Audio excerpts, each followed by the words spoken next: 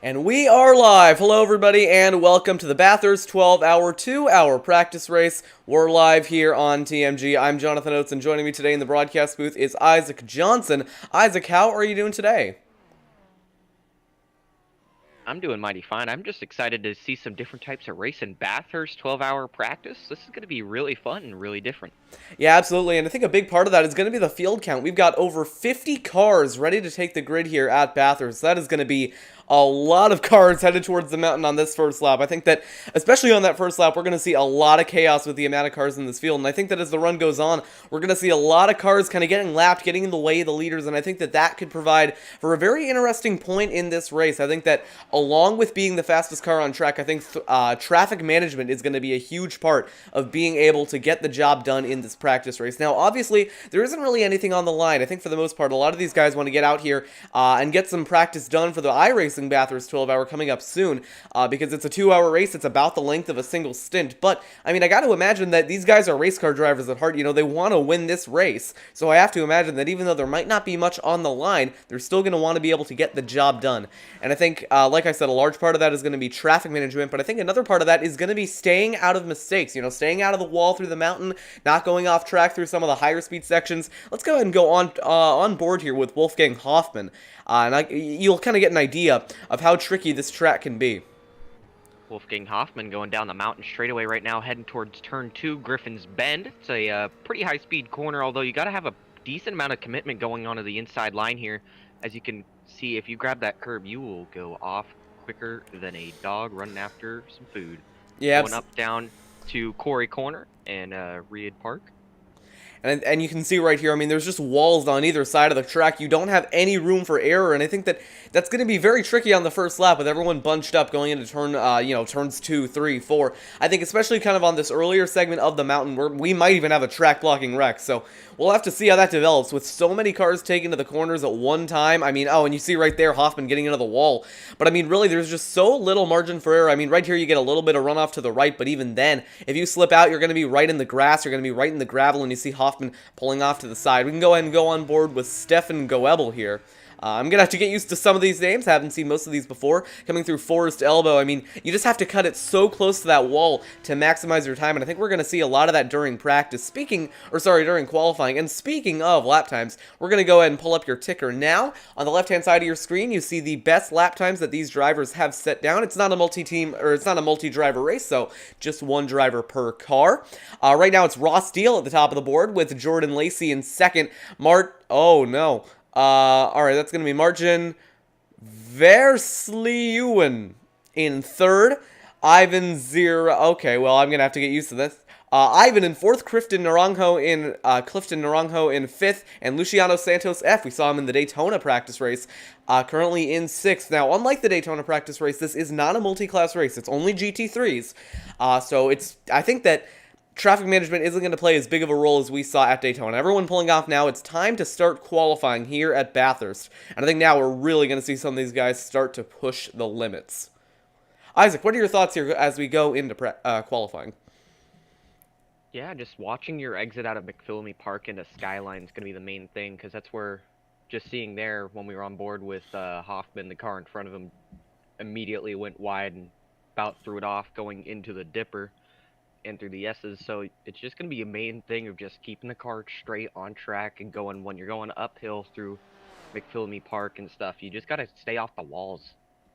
Yeah, absolutely. I think that mistake minimization is a big part of it as well. I mean, you got to have a lot of confidence, though. You have to really push the limits around this place. You got to get as close to the wall as you can without hitting it. It's definitely going to be tricky. You see right now Ross Deal in that bright green BMW heading up to the mountain now. We're going to go on board with him. This is just his outlap, but you see already, I mean, he's getting a little bit sideways through there. The car just breaking a little bit loose on him. You can see he's really pushing the limits against the walls. I mean, that's what you got to do to be fast.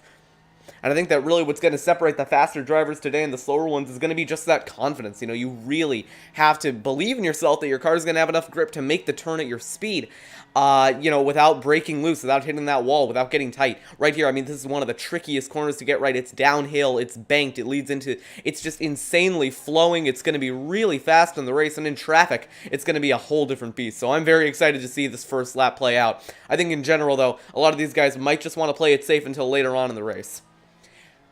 Pretty good outlap for Deal right there through Forest Elbow. Isaac, back over to you. Another thing we're going to have to see is the commitment through the chase and into the chicane after Conrad. That's a very, very awkward braking zone for some of these guys to hit right, especially if you're running 2-3 wide through there on like a first lap incident. Absolutely. We might see some melees going down into there. Yeah, right here going into the chase now. I mean, it's a deceptively tight chicane. You really got to get your braking right. You got to get the car stopped, back on the gas, and going into the final corner down onto the pit straight. Ross Steele going to start his laps. We're going to go on board with him as he looks to be one of the favorites to get the pole here at Bathurst. On board with the 32, looking at his left front wheel. Going into turn number 1, you're going to see he's really going to have to attack that curbing on the left-hand side. Get the exit nice and wide. Go out onto that runoff, but you don't want to go onto the grass. On board with him as he's going to go towards that first corner up into the mountain. And apparently, update from our race admin, that if there is a track blocking wreck, there will be a safety car. So that's another thing that people have to consider. And to be honest, with how tight this circuit is, it wouldn't entirely surprise me if we saw a first lap safety car. You see Deal here sending it into the mountain. I mean, you just got to get so close to those walls. I don't think that I could even manage this because he's getting just so close to that inside wall as he heads over to the right. I mean, you just got to be so careful. If you mess up just one bit and you hit that wall, your entire lap is discounted. So you kind of got to consider, you know, how much risk do you want to take when you're attacking these corners. And if it's too much, you might just step over the edge. Yeah, I can very easily see a track blocker forming after Griffin's Bend and through the Dipper, through the S's and Skyline. Especially like this section right here, the S's, it's just... I could see someone grabbing too much curb and ping-ponging off the walls and collecting a few more cars and then safety car. Yeah, absolutely. Now through Forest Elbow, you really got to nail your exit through there. It's a little bit more of a left-hand kink as you get down towards the Conrad Straight. Really steep rise through the mountain here. I imagine that the slipstream is going to play a big factor in overtaking going towards the chase. I have a feeling that a lot of the overtakes here are going to be made not in the mountain, but kind of towards this flatter area of the track. Now, granted, it's not entirely flat. There's a lot of rises, a lot of dips, but I think that we're not going to see too many overtakes happen in the more technical parts of the track because really, they're just too narrow to go side by side through there, especially in some of these GT3 cars. I will say, though, I think that if you're brave enough, you might be able to make a pass work through there. You just really, really got to have a lot of confidence in your car. Deal going to set a 2... Go ahead. Yeah, you got to have confidence with the guys you're racing with as well. This is such a narrow and easy track to get wrong that if the guy on your outside, the guy you're trying to overtake, gets it wrong, you're screwed too. Absolutely. Ross Steele currently in second over right behind the 33 okay, hold on. Let me try this one. Versleeuwen. That sounds right to me. Heading up towards the mountain now, Ross Deal going into the first mountain turn right on that exit. You can see he's so close to that outside wall. And right here, this is where you really got to push the limits. Onboard is going to get right up to that outside wall. I mean, I think we've said it enough, but I mean, you just have to have so much confidence to get a good lap through here. Yeah, as you can see him coming out of Reed Park and going down Frog Hollow now as he's going to hit the Solomon Park and then McPhillamy Park, and then he's going to be at Skyline going through the S's, the Dipper, and then Forest Elbow, back down on the Conrad, through the Chase, then Murray's Corner, and then that's your lap done. Hopefully it's better than a 203.96. Yeah. Through the S's, you heard him right there. He got all the way off the gas into that final turn before Forest Elbow, right up against those Falcon boards on the right-hand side, cutting it really close to the inside wall, back on the gas, nice and strong, trying to pick up just 1/10 of a second to get Verlesuin off the pole position. Down Conrad Straight and headed for the chase.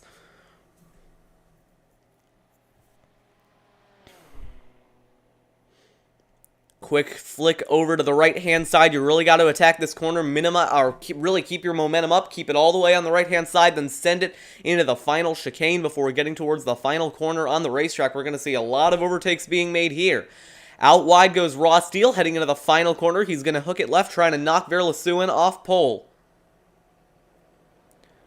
Cutting as close as he can to the curbing on the left, back on the gas, coming to the line. Ross Steele looking to take the pole. It's going to be a 2:03.968 for Ross Deal that's going to put him on pole. It's identical to Versleeuwen, who is not going to complete a second lap, so Ross Deal currently on the pole. Isaac, do you have any idea how to pronounce that last name? Look, man, I'm not the guy to ask.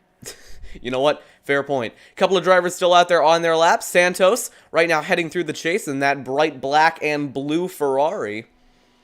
I didn't know there was such thing as bright black.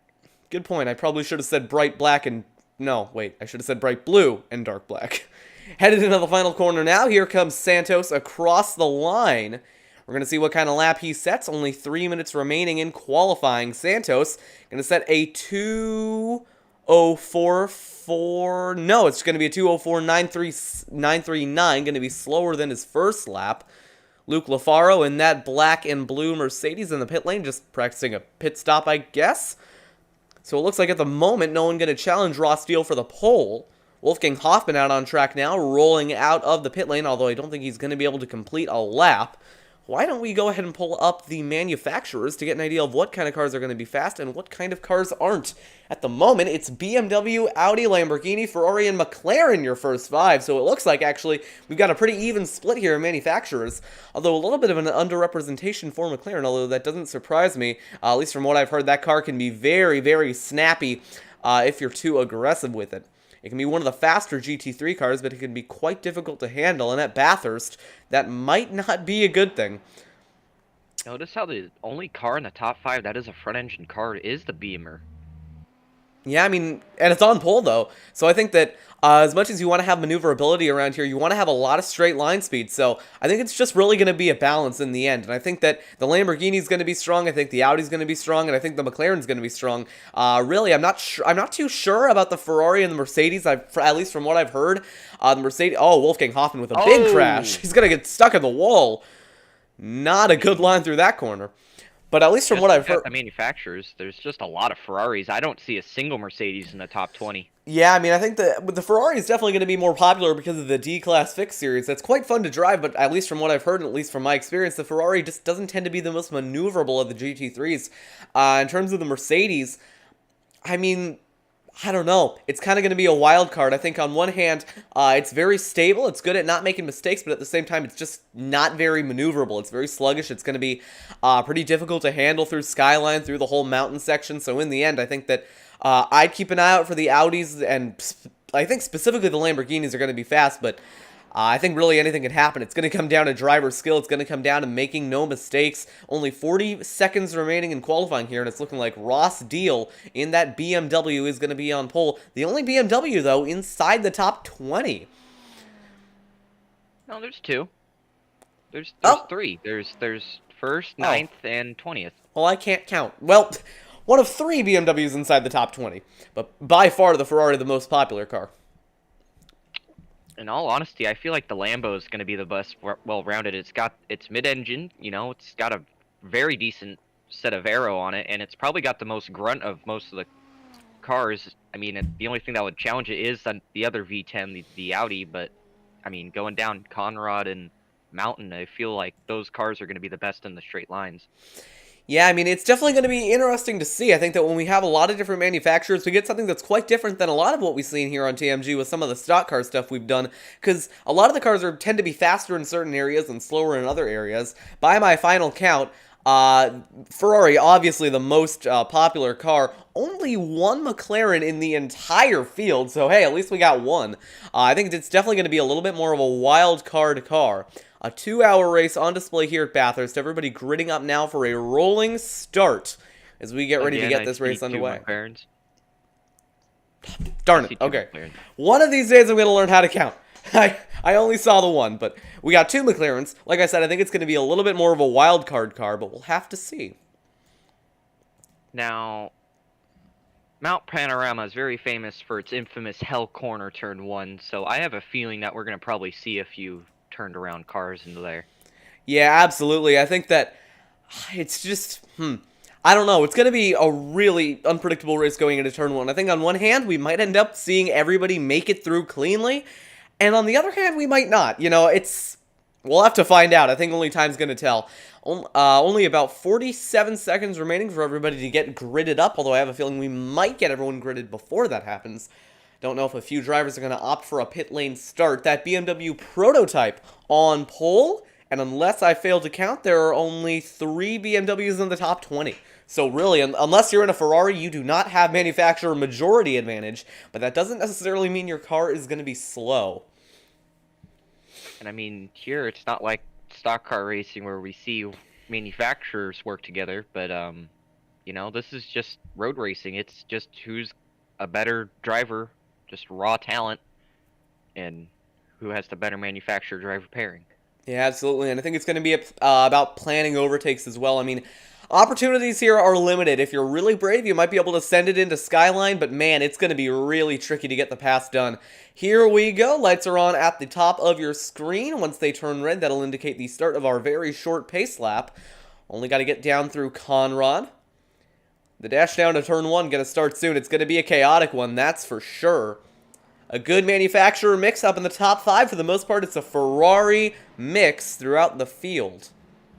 But here we go, pacing underway. I'm really excited to get this thing kicked off. Ross Deal, very hard to miss his car in that bright green and dark black BMW. Made sure not to say bright black again. Here we go. Isaac, any last words before we get this race started? Rule number 1, don't wreck your teammate. I agree. Here we go, off turn number 4. The green flag is out. We are racing in Mount Panorama. They're racing down towards turn 1 now. Ross Steele leading him down 3 wide back in the pack. Everybody going to try and make it through cleanly, looking towards the back 3 wide again. A couple of the Ferraris bouncing around. The second McLaren getting shuffled back. Everyone going to make it through cleanly. Now they head down towards the first turn towards the mountain. Ross Steele leading him towards Quarry Bend. Yeah, Griffin's Bend is going to be very tricky and see if these guys clip the outside wall coming off the curb. Doesn't look like it. They're making it through cleanly. A bit of a surprise. I would have expected by now to see at least one car in that outside wall, but everyone has made it through okay. Ross Deal leading him down towards the 2 park corners up at the top of the mountain. Lowered in second, Verlisuin in third, Jordan Lacey in 4th. Ross Deal leading him down, big lead early on. Marco in second, Verlisuin in 3rd. In that Audi, trying to get a run on that Lamborghini in 2nd towards the S's. I feel like we're gonna see a wreck first time in a Skyline. I'm surprised though. Everyone's made it through okay. We're gonna go ahead and switch to the blimp cam, get an aerial view. They made it through. I don't think that there's been any first lap incidents. So we stay green. We stay clean and back at Oh, there was something. Uh-oh. Wait, no, there wasn't. Why is your ticker freaking out? Because I think with a track this big, it just doesn't render in all the cars regardless of what my settings are. So sometimes if we're focusing on the back of the field, the front of the field is going to be a little bit weird. There is literally nothing I can do about that, so I apologize in advance, but unfortunately, we're just going to have to try and make it work. Battle for 3rd going on right now. That Audi currently trying to hold off against Jordan Lacey in the Ferrari. Headed down towards the final corner on the racetrack. Still Ross Deal leading away. That McLaren holding strong. The only one inside the top 10 at the moment. It's going to be Ross Deal, though, leading lap 1 over Marco Lowered and Martin Verlisuin. I'm getting there. Through turn 1 for the 2nd time today. I'm guessing it's going to be around a 60-lap race here at Bathurst. Ross Deal going to lead him down towards Quarry Bend once again. He's got a healthy lead on the field. Lowered in second. I just can't say it quickly enough. Verlisuin right now in 3rd. That final spot on the podium. Looking back down through the field. Bit of a side-by-side battle going on here. Santos losing out to Van Den Belt. I'm going to get used to these names at one point. Right now, Powersland on the outside of Santos in that 2nd McLaren, the only other McLaren in the field. Right now running in 13th, but for the most part, single file early on here at Bathurst. You know, if they're, wait, is it 2-car teams or 3-car teams? I don't think there's a limit. Because I'm pretty sure if they're these guys are just running the cars that their team is going to run at the race. So I'm assuming if it's a 3-car team, we probably will see a third McLaren somewhere.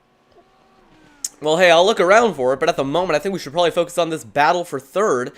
Unfortunately, it's right around the name that I have no idea how to pronounce. So we're just going to call him Martin. Although I think that's like I'm trying. You got it. I'm just gonna go with Martin and assume the J is silent, so I'll ask him about it in the post-race interview. But right now he's facing a lot of pressure from Jordan Lacey. Right behind him, Ivan in that second McLaren, or I guess in that first McLaren at the moment. Lacey still trying to put the pressure on, getting towards the chase. It's a 3-car battle for second with Raw. Oh, we got trouble! 1 car around. That's Theodore hard into the outside wall, sliding backwards through the chase. But he is the only car around at the moment, but he is falling down the order. Luckily, minimal damage to that BMW. We're going to take a look at a replay. Heading up towards the chase, he was putting pressure on that 07 machine. Sorry, no, that's just the position tracker. Never mind. We see right there Theodore going to the inside. And right here, I think he's just going to clip the curbing. No. Oh, he actually got sent. Yeah. Dang. He got sent around under braking, and unfortunately with the ABS that these GT3 cars have, he just couldn't get it locked up, and that is going to hurt him quite a bit. He has been relegated down to 39th. Back up at the front, it is still Ross Steele leading away over Lowert and Martin. Lacey, though, putting the move on, trying to get around Martin. He's going to get the job done now. He'll be chasing after Lowert in third. Ivan now putting pressure on the outside of Martin, trying to get it going into the second corner on the mountain, but he's going to fall back.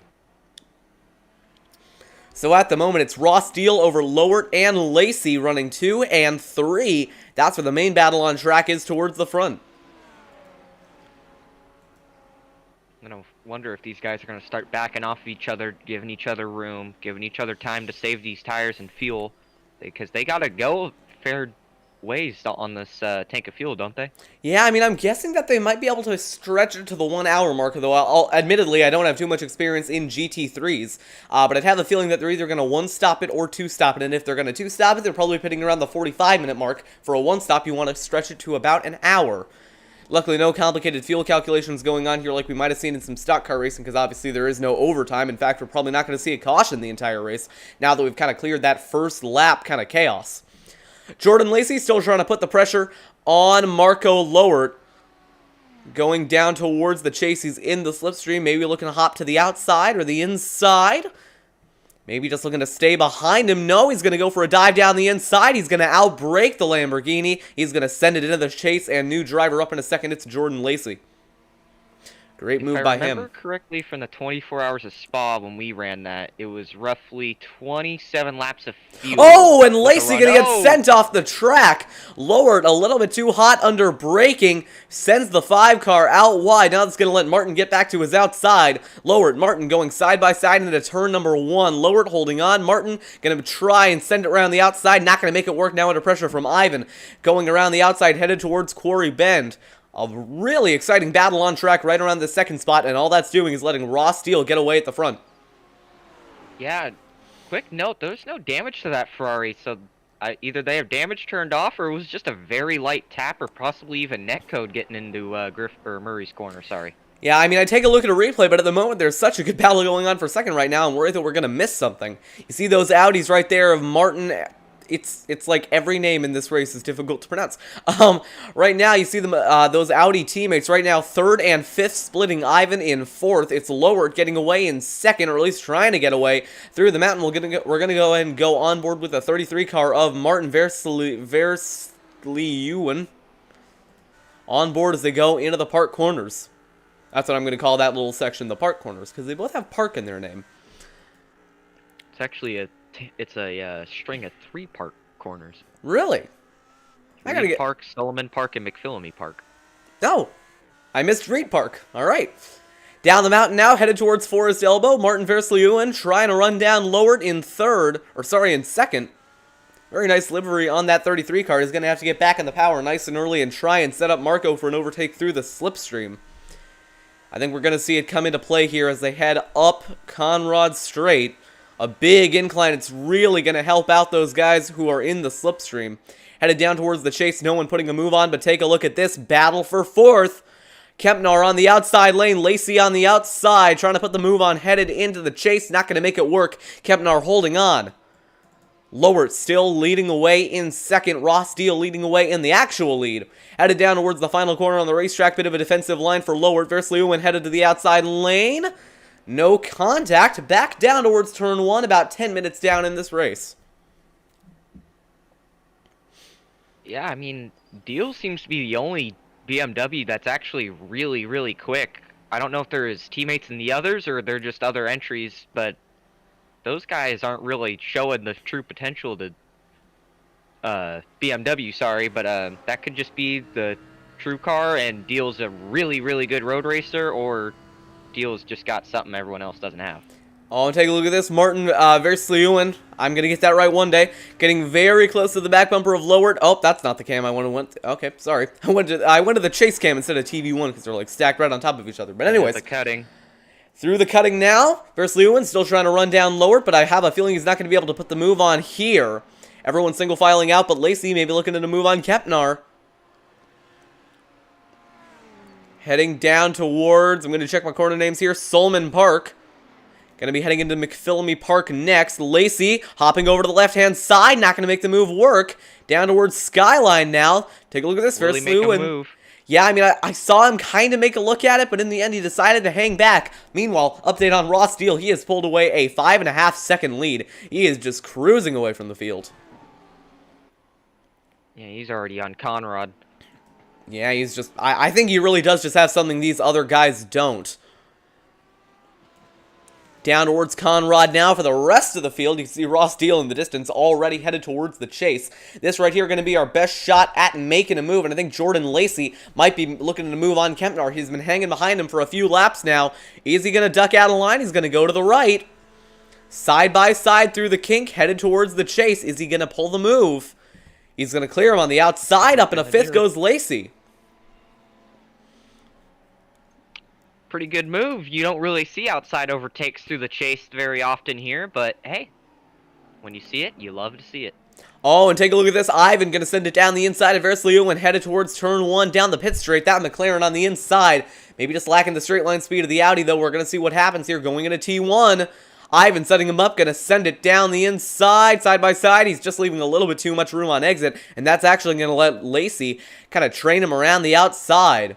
Side by side as they head towards Quarry Bend. They might get it single-filed back out here. Yes, they will. And actually, Lacey looking for the double overtake. Looking to go around the outside of Versleeuwen, headed towards Quarry Bend. A little bit of contact. Oh, he's not going to make it work. He's in the wall. Wide. Yeah, Lacey tried to pull it around the outside, but that was never going to work. He ended up getting into the outside wall. Meanwhile, down towards the cutting, Lacey falling back quickly. He's down into 8th side by side with another one of those Ferraris. He's going to keep the spot, though, headed towards the park complex. That was a bolt. Damage turned off? Damage is not turned off. I just think that Lacey didn't quite get in the wall. Man, he is one lucky driver. That's 2 times this race that he's made contact with somebody or something and hasn't got any damage for it. Yeah, I mean, I've got to admire the confidence. It looked like for a second he was really going to pull that move off, but in the end he just ran out of grip and just kind of got very close to that outside wall. Lucky for him, he didn't quite get into it. Meanwhile, the battle for second still heating up. Versleeuwen trying to run down Lowert. A lot of battling going on early in this race, which is a little bit surprising to me. I would have figured that everyone might have just kind of cooled it down early on. Now, I'm going to try and take a look at what's going on in the mid-pack, so you'll have to forgive the ticker kind of freaking out here, because unfortunately there's just no way I can get every single car to render on track at once. Taking a look at Autry down in the 21st position. Just kind of riding behind Hingston. I think everyone back here wants to just kind of get towards the end of the race. We do have a bit of a battle going on, though, for 26. No, that's just my ticker, or scoring software being a little bit weird. Yo, it's a Mercedes. They do exist. We found one. First Mercedes on track, Nate Dean, who's currently blinking out, but there he is. Proof they exist. Well, kind of exist. Battle going on for 4th. And here's a new one in the top 5. Jean-Philippe Chantred trying to get a run here on Ivan in that McLaren for 4th. Hopefully I'm pronouncing that name correctly. It's a little bit less difficult than that 3rd place driver, who I still can't figure out the name of. Chantred trying to run down Ivan. But unfortunately, just not going to have the straight line speed. Yeah, I can see the name. Just I'm gonna stick with Versleeuwen for now. But if he gets a post-race interview, I'm gonna have to ask him about that. Looking back, a little bit of a side-by-side battle going on here. with Ruben Lasso on the outside of Naranjo. He's going to get the run and clear him heading down towards the cutting. Great move by Lasso on the outside. Kempnar still trying to put the move on Lacey. Lacey's still trying to put the move on Kempnar. He's been kind of riddled behind him for quite a bit now. Kempnar, though, maybe looking to make a move on Jean-Philippe Chantrid here up in the top 5. Through the park complex now, heading into McPhillamy. They'll be heading into Skyline next for the most part. Everyone's single-filed out here on lap 7 of this race. An estimated 58 laps to get to the end of this thing. You can really see the trust these guys have coming out of McPhillamy Park, just how planted and how fast they're going from curb to curb, flowing with the track, going about, I'd say, what, 100-some miles per hour through Skyline? Oh, contact! Yeah, Kempnar just got a big bump from Jordan Lacey heading through Forest Elbow. No damage to the 34, and luckily everyone was able to make it out there cleanly. But I think Lacey's getting a little bit impatient behind the 34 of Kempnar. We'll see if he goes for the move into the chase once again. Lacey looking to hop out of line here. Remember, he did this last time by, but he got caught up going wide through Quarry. Here he goes down the inside. Late on the brakes for Lacey. He's gonna make the he's gonna make the move into the chase. He's gonna make the work move. He's gonna make the work move. Incredible job by Lacey. Heading into the final corner on the racetrack. We've seen this battle been developing for the and he gets turned into the outside wall. And we've seen that happen quite a bit. Lacey gonna nose it into the tire barrier. It's heartbreak for Lacey, who made the move on the outside. He's gonna back it up and try and get back in the running. But unfortunately, he is gonna have damage to that front end. We've seen that happen quite a bit. These guys just getting a little bit too eager on the brakes behind somebody else. I've been the victim of it a couple of times on the oval side of things, and man, it is not a fun experience. You're gonna see it right here on the brakes. Those Audis, man, they have been... I don't know if it's just the Audi specific like braking issue, or they get on the brakes right behind the car and it just doesn't stop as well, or they're locking up easy, or ABS is taking over. I don't know what it is, but that's like the 3rd time. Also, my Tigger's freaking out. Give it a minute to kind of settle back down. There we go. Back to Ross Steele in the lead. He's been leading this whole thing. No issues for him so far. Back to 3rd. Versleeuwen still trying to put the move on Lowert. We've seen this battle going on for pretty much the entirety of the race. We'll keep an eye out, by the way, for... Oh, actually, I think Lacey might have towed, although that might just be my scoring software having a stroke.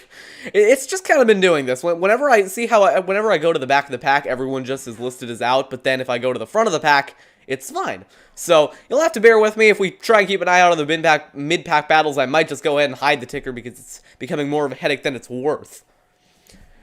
Lowert still trying to hold on over that 33 car right behind him. He's going to be in the slipstream, headed down towards Conrad. Gonna let these V10s sing. Yeah, I mean, Lacey... Oh, and Lacey actually in the chat. So many bad drivers here. We've got a call out from Lacey. He is clearly not happy with how that race transpired. I mean, I wouldn't be either if I got wrecked 2 times. Yeah, me neither. Lowert right now still trying to hold on over Versleeuwen, headed down towards the final corner on the racetrack. We'll see if Versleeuwen can get in the slipstream, maybe duck out of line. No, he's going to stay right behind him.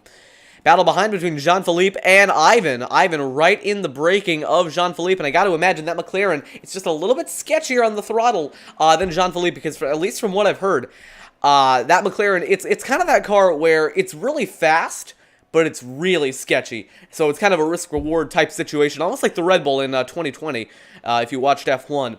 So I think it's a pretty good comparison. Heading down towards Quarry, Ivan still trying to put the move on here on Jean-Philippe. Right now battling just inside the top 5, but that podium spot right now between Versleeuwen and Lowert. But definitely a bit of a heartbreak for Lacey there, who was running really well, making some really aggressive moves, and I believe now he is out of the race. I mean, it's 20 minutes in a practice race. Yeah, I mean, I don't know if that was entirely the right call, but I mean, at the same time, like I said, you don't really have too much to lose. On board here with Versleeuwen, I mean, this should really give you an idea of how fast these cars are, how much speed they're carrying through the mountain. They're heading into McPhillamy Park now, heading down towards Skyline. He is right on the back bumper of that McLaren. Pretty much glued on. You see how much more confidence, though, that Lamborghini has, just sending it through the S's, heading down towards Forest Elbow now. Versleeuwen hooking it over to the left, going to send it back over to the right into Forest. You can see the Audi's just having a little bit of understeer. Kind of halfway through corner exit, you can just see the front end just start to wander a little bit, start creeping up towards the wall there. You could see it cost him about a tenth and a half. Yeah, that Audi is definitely a lot more planted than some of these other cars, but that could come back to bite you in some of the more technical sections on the racetrack. Ferris Lewin right now riding behind Lowered as they head towards Conrad and through the chase. He's going to have a good run here, but I don't think he's going to get him under braking. He's going to be there, though, maybe trying to set up a move into the final corner of this battle for second. Is he going to move to the left, move to the right? No, he's going to just stay right behind and ride in line. No moves right now for Ferris Lewin. For the most part, everyone getting a little bit more strung out. Isaac, your thoughts on the race so far? I mean, it's an awesome spectacle to see any cars at Bathurst, especially through Skyline. I think this race has been a lot more aggressive than we thought it would be, you know.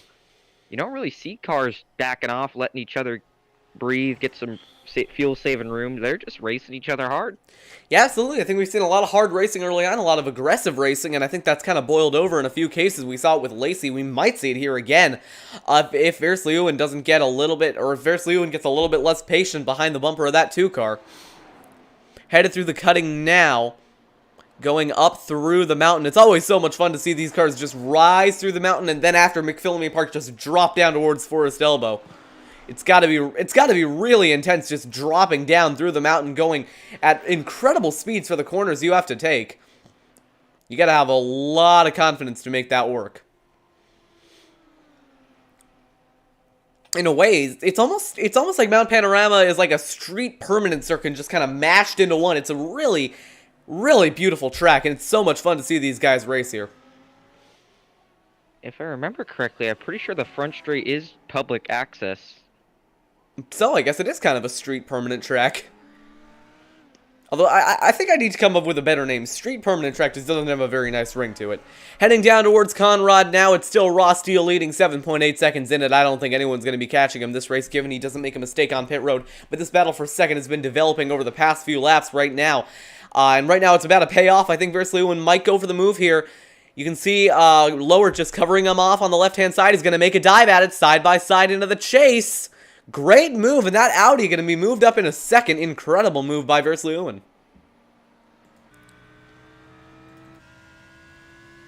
You can see on board here with Lowered in the Lamborghini.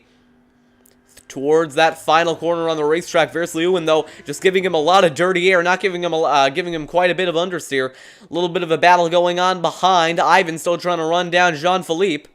And a battle behind them as well for 6th, with Naranjo trying to run down Kempnar. So a bit of a 3-car battle for 5th, but mainly a battle between Kempnar and Naranjo. An hour and 38 minutes remaining here at Bathurst. We just keep inching towards those first round of pit stops. Yeah, I still don't really remember what the fuel runs was looking like. I could hop in a Merc at Spa and just see real quick, but I don't think that would be equivalent to what we got here. Yeah, I'm guessing that Spa, a little bit more of a power track, might be consuming a little bit more fuel. So I'm going to guess that they're going to make it to at least the 1 hour 15 minute mark, and then we'll see where it goes from there. But at the moment, everyone just kind of riding in line. No one really looking to make a move. I think no one really able to set up a move. We got a battle here. Take a look at this. Reddington on the outside of Santos. What a move. You got to have a lot of confidence to go around the outside of any track, but especially at Bathurst. We got to take a look at a replay of that. Take a look at this. Reddington going to hop over to the right-hand side. He's going to duck back in line. We'll go on board with him. The 2 Ferraris dueling for 9th or for 10th place at the time. Santos goes wide. Reddington hops outside, and he makes the move work. That was incredible to watch. Look at this. He's going to cut it so close to that wall as well. I think he might have bounced off it, but either way, that was a very bold move, and he made it work. So hats off to Reddington. Unfortunately, though, he is going to be under pressure once again. Santos getting right back in his slipstream, heading down towards the chase.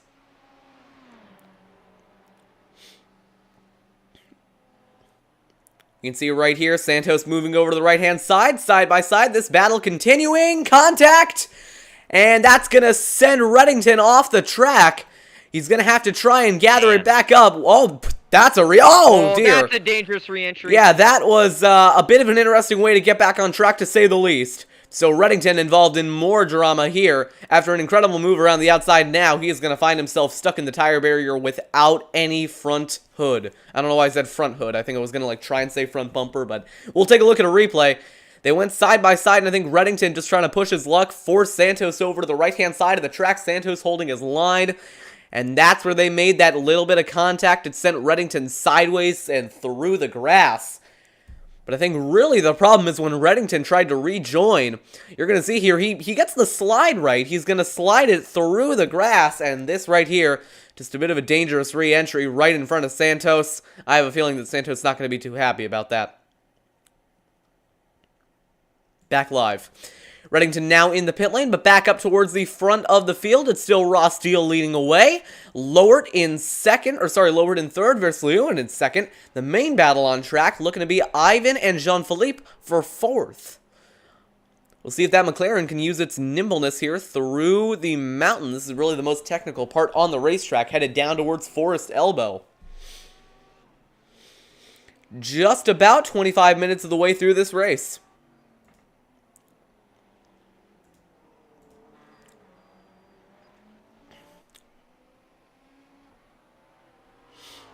Right now, the two McLarens in the field running P5 and P11, although unfortunately I cannot not running P5 and P11, running P5 and P10. So they're both inside the top 10. That's pretty good news for those McLarens. Not too much to cover here. Taking a look at Clifton Naranjo, looking to run down Ivan in 5th. That battle might be developing. Just about an hour and 34 minutes remaining here at Bathurst. Isaac, any things to talk about? Kind of running out of stuff, so. Yeah, I'm just kind of waiting for the fuel strategy to kick off here. Me too, me too.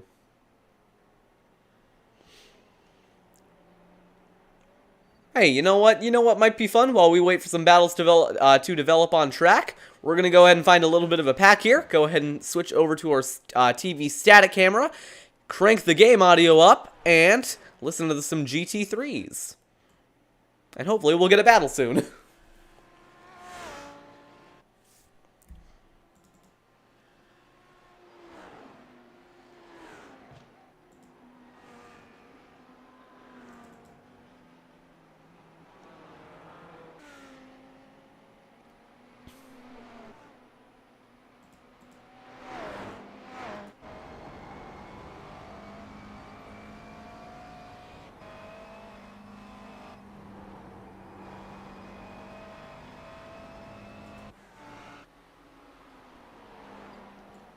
Alright, well, we got that battle we were asking for. You see, Ivan Zero now, that works. Ivan Zero now running down Jean-Philippe Chartrand.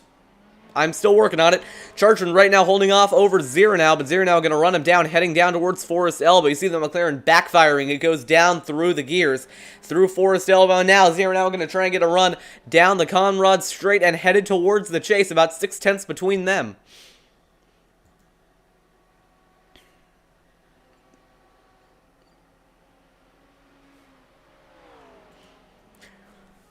About 6.5 tenths now. I have a feeling that's going to close up just a little bit as they head towards the mountain once again. Still not really any battles going on track. Let's see if Ross Steele has any lap traffic to work with. That is going to be a no. All right, back to Zero now. About half a second between him and Chartrand. Towards the final corner on the racetrack, Zero now trying to get a run here. About 4.5 tenths between them now. I have a feeling this might develop into a pretty good battle here. Two of these cars just kind of sketchy on the throttle. And it's looking like a couple of drivers coming in about 30 minutes into the race. Although they might just be out of the race. I know our ticker right now is displaying like half the field out. But, I mean, that's just not the case. That's just, I have no way of getting every car to render in. If I could, I would. But I don't think there's any settings for that. Meanwhile, this battle between Zero now and Chartrand heating up. Zero now just going a little bit wide through the through Quarry, though. Isaac, any updates on stuff? Nope. All right. Back up through the mountain, this beautiful Mount Panorama track has hosted quite a bit of racing over the years. Glad to be commentating our first race in Australia, actually. I don't think we've actually been to a race in Australia here on TMG before, so it's pretty cool to be here for the first time. Half a second right now between Jean-Philippe and Zirnow. Oh, I just heard someone get in the wall. Don't know who that was, though. I don't see any damage to the McLaren. I don't see any damage to Clifton, so it looks like that might have been Chartrand. Not quite sure. Meanwhile, Marco Lowered kind of falling back into the hands of Chartrand. That Lamborghini falling off as the run goes on. Down through Forest Elbow. I think they're all going to catch that Lamborghini soon.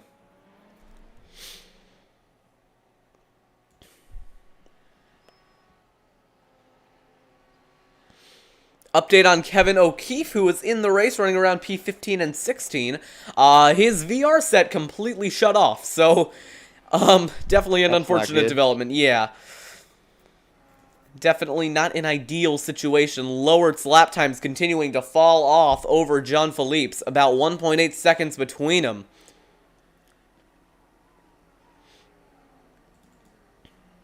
7.5 tenths now between Zirnow and Jean-Philippe. Zirnow really losing quite a bit of time towards that second half of the racetrack, but the minute they get back into the mountain, Zirnow just makes massive inroads on Jean-Philippe.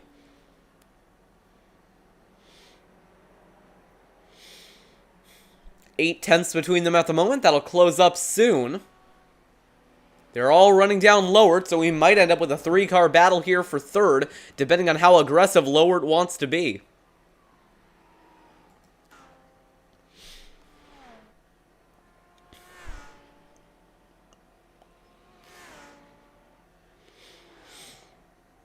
Yeah, just, not much going on at the moment. Not too surprising. I'm guessing they just want to get towards that first pit stop before they really start racing.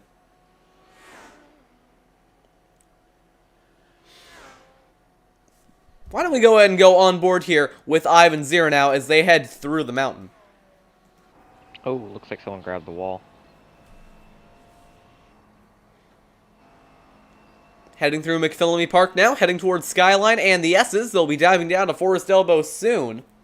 It really is a dive down to Forest Elbow. Take a look at how steep this decline is through the mountain. It's incredible that there's a road here.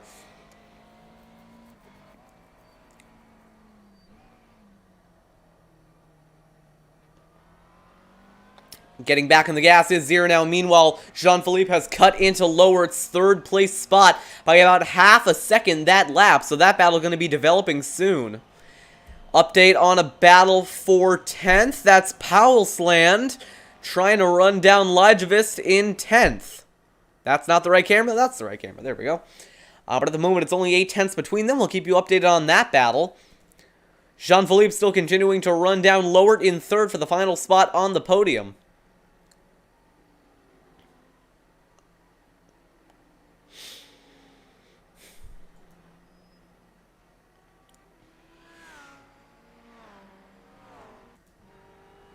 On board with the 47 car of Jean-Philippe Chartrand.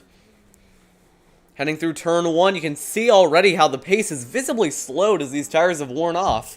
Isaac, any thoughts on tire wear? Pirellis for these cars are pretty resilient. You can probably get about 2, maybe 3 if you're really conservative stints out of them. Yeah. Sounds about right. I should say.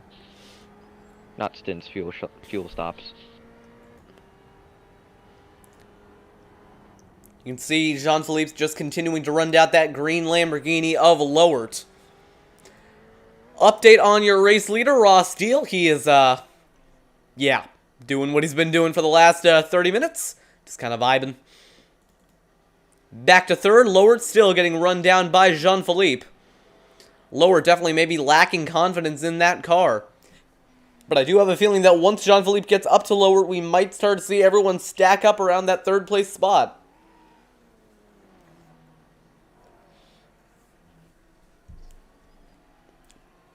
Take a look at this massive inroads being made by Jean-Philippe going through Forest Elbow. Ivan just kind of waiting in the wings.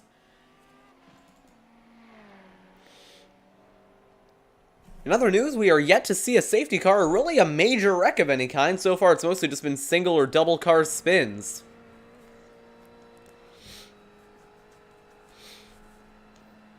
Jean-Philippe, the gap between him and Lowert down to just 0.6 of a second. That Lamborghini might just be a little bit too hard on its tires. It is being reeled in by Jean-Philippe quite quickly. On the brakes towards the final corner on the racetrack, we might see a battle developing soon.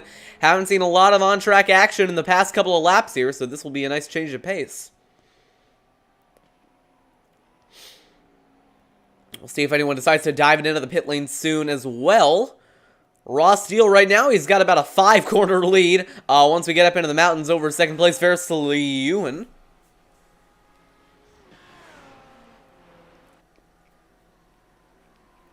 Isaac, any thoughts on this developing battle here between Lowert and Jean-Philippe for third? We'll see who makes a mistake first, I'll just say that. On board with the 2-car of Marco Lowert. I can go ahead and pull up a fun little graphic.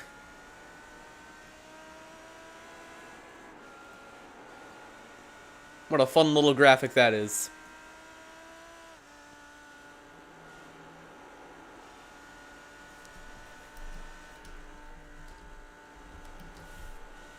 I can write currently P2.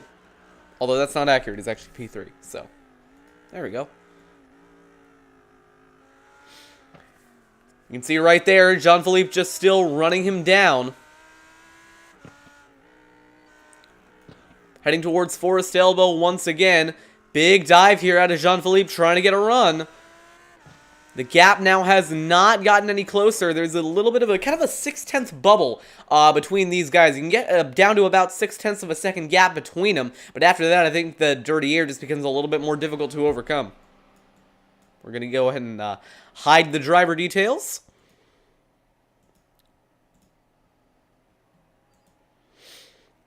Jean-Philippe all over the back bumper now of Marco Lowert here at the 1 hour and 24 to go mark. No one into the pit lane yet. Here comes Chartrand trying to put the pressure on Lowert as Ivan has fallen back off the bumper of Chartrand. So that Ferrari might just be really good on its tires. We're starting to see it come into play here late in the run.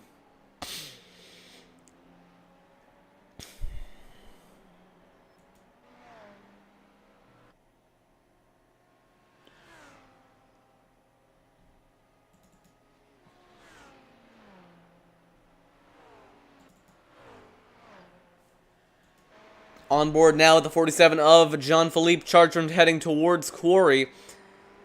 Going into the cutting now. Isaac, thoughts on things? Things doing very thingy fun thing. Yeah. I'm just kind of running out of things to say here. The gap between Chartrand and Lowert has extended. Lowert starting to pull away once again, heading into Solomon Park, then McPhillamy Park. It'll be Skyline up next. We can go ahead and go on board with a different view on Jean-Philippe Chartrand. Heading down through the S's, through the Dipper. This is going to be the Dipper right here. Through another little bit of a set of S's before heading into Forest Elbow. Bit of a slide out of Jean-Philippe as he continues to try and run down lower. You can see how hard he's pushing. Up through the gears they go, heading towards the chase. He's going to be in the slipstream here. We'll see if he goes for an overtake. Up the mountain and headed to the chase. Blimp cam here, you can see Jean-Philippe still trying to run down Lowert. He is not going to be in overtaking range. Headed into the chase. But behind them, Ivan and Clifton starting to have a battle there.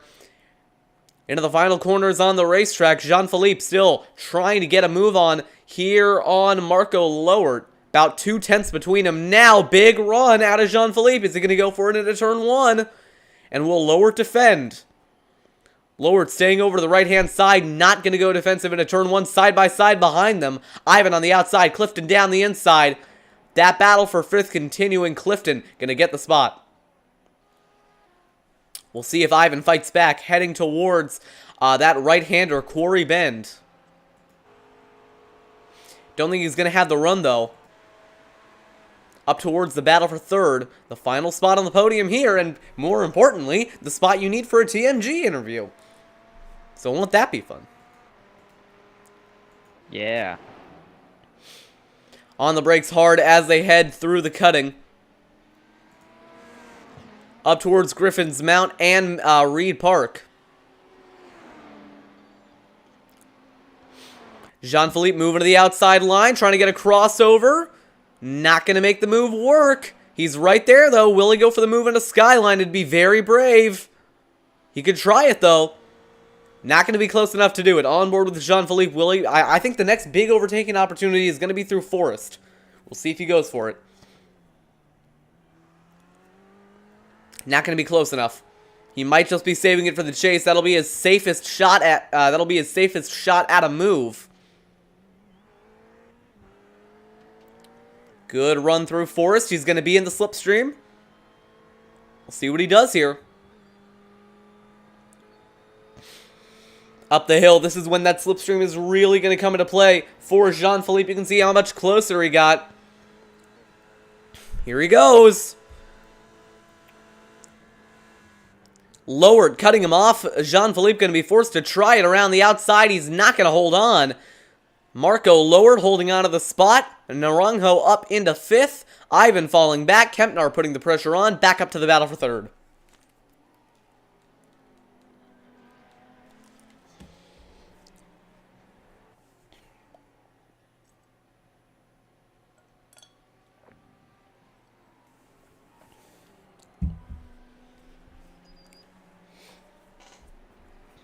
Isaac, your thoughts on this battle? It's going to take a very long time. Well, you do have a point there. I think overtaking at Bathurst is definitely a bit of an art. Especially when your opportunities are pretty limited unless you're really feeling brave. And meanwhile, Ross Deal's lead has fallen by about a second. We'll see if Versileuwen might be running him down here. It was about 10.8 seconds a few minutes ago. It's down to 9.8 seconds, inching closer to that halfway mark.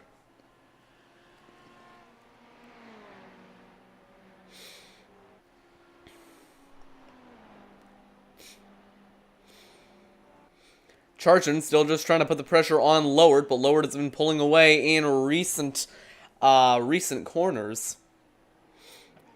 Oh, but big dive through Skyline there. You saw him clobbering that curb through the S's. Chartran's just really trying to get the move on. He really has to be close out of Forest Elbow. Once he can do that, he can try and focus on getting the move done through the chase. Just right there what he did. That's about what he needed to do.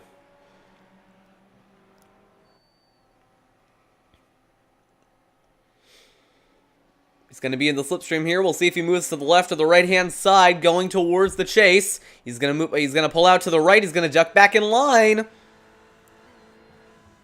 Not going to make the move.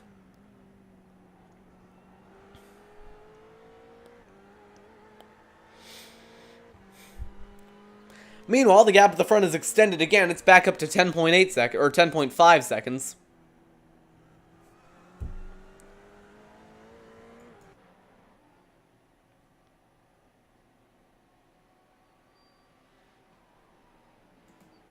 You know what? I'm going to try something out. While this battle is developing, I'm going to see if I can be a cameraman. And the next time by, I'm going to try and follow them.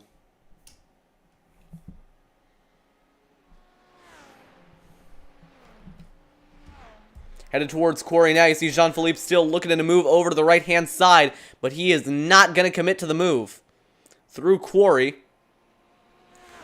Jean-Philippe just riding a line at the moment. I think really what I'm seeing between these two is that Lowered kind of loses a little bit of time at the beginning of the mountain, but gains it all back headed towards Forest. And really, that's why I think Lowered is in such a bad spot here, because you have to get a good second half of the mountain to try and set up the move towards the chase, and that is exactly what Jean-Philippe has been doing for the past couple of laps.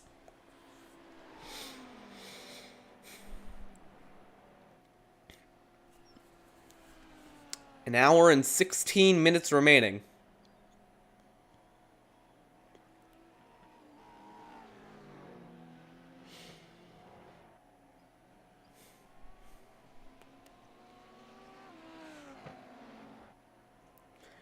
Now watch through here. Jean-Philippe going to try and get a nice run through Forrest's elbow.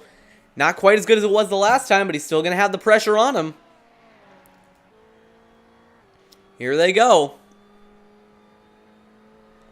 You can see Lowert kind of moving around, trying to break the slipstream. Headed towards the chase now. Lowert hanging on to the right-hand side. Jean-Philippe still putting the pressure on. We're going to stay on board. This should give us a really good idea of the battle going on between them. Got to imagine that at some point Jean-Philippe's going to get a little bit more impatient here.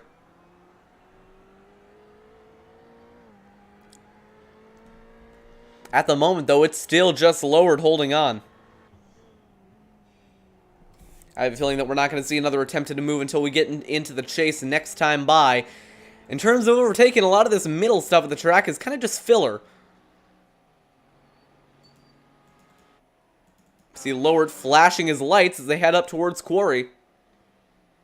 Jean-Philippe actually now under pressure from Clifton Naranjo, because Naranjo's kept his car clean. He's stayed in line. Meanwhile, we got lap traffic coming up. Oh, dear. That car in 42nd kind of holding up the leaders. I believe that might have been Luke Lafaro. But now these three cars bunched up, headed through the mountain. Headed through Griffiths and going up towards Reed Park. Chartrand still looking at a move here. Keeps kind of looking over to the right-hand side, but, I mean, he doesn't really have anywhere to go with that move. Oh, and he run through Skyline. And he kind of got into the wall there, but that might have just been some netcode damage because it ended up popping back into place. And right now you see Clifton just riding the line behind them. Jean-Philippe, though, going to get a really good run out of Forrest's elbow. Headed down towards the chase. Is he going to do it this time by? They're all stacked up under a blanket. Here comes Jean-Philippe with the run. He's going to have to try and outbreak him. I think that's going to be his best bet. Is he going to make the move? Here he goes. Over to the right-hand side. Jean-Philippe going to clear for that spot.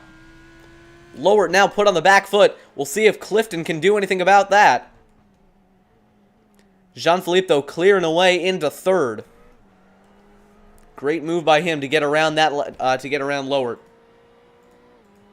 I had a feeling it was going to come down to outbraking.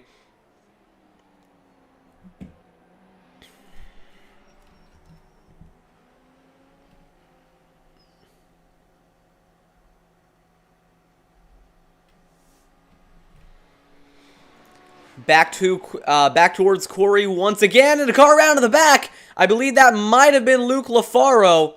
Yes, it was. He's going to get sent into the outside wall. We'll take a look at a replay. We'll speed it up just a little bit. Oh, I don't think he got sent into the outside wall. I think that might have just been his own doing. And you're going to see right here, Luke gets loose, heading through the final corner on the racetrack and spins it around. Nothing else he could do, really. Back up towards the front, it is still Ross Steele leading, although we've got a bit of a battle going on that I didn't notice before. That might just be with lap cars, but it's right around Patrick Kingston in that bright red Ferrari. It's between him and Goebel for the 13th spot on track. Didn't notice this one before, but it's a bit of a four-car battle. And, uh-oh. Ross Steele right now oh, never mind, okay. For a second I thought Ross Steele somehow retired from the race, but that was just my ticker doing ticker things. Patrick Kingston looking to put the move here on Goebel. He's going to send it down the inside to Ferrari. He's trying to train around that Lamborghini. They're going to get it done. Goebel falling back.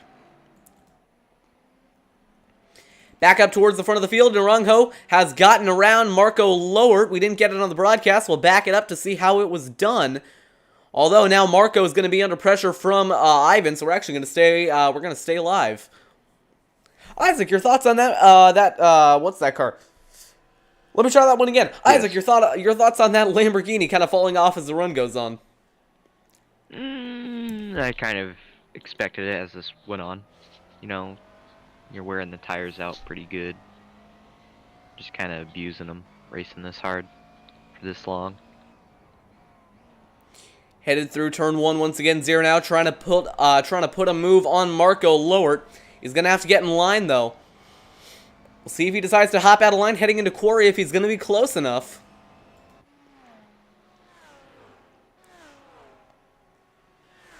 You can see that bright white and blue McLaren headed towards Quarry Bend and headed up the mountain.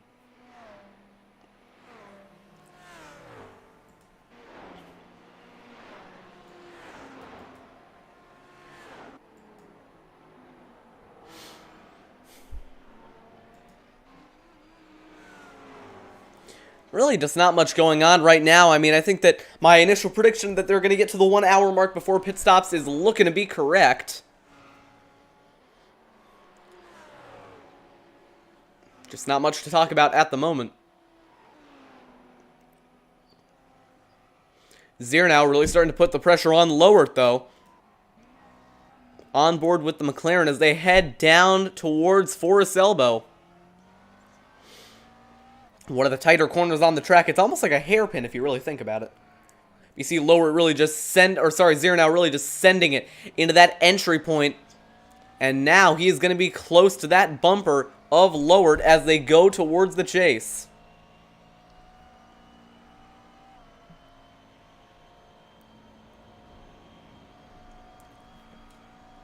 We'll see if he decides to try and outbrake him, maybe to the left-hand side. That might be his best bet. You could also try and go for the move into the final corner on the racetrack. A lot of possibilities here.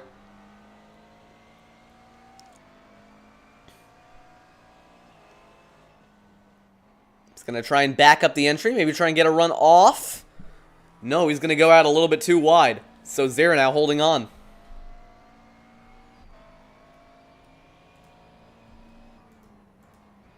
Things are getting interesting. Yeah, they're starting to get interesting around this 5th place spot. 9 minutes remaining before the 1 hour mark.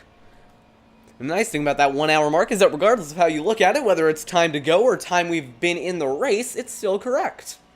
So isn't that fun?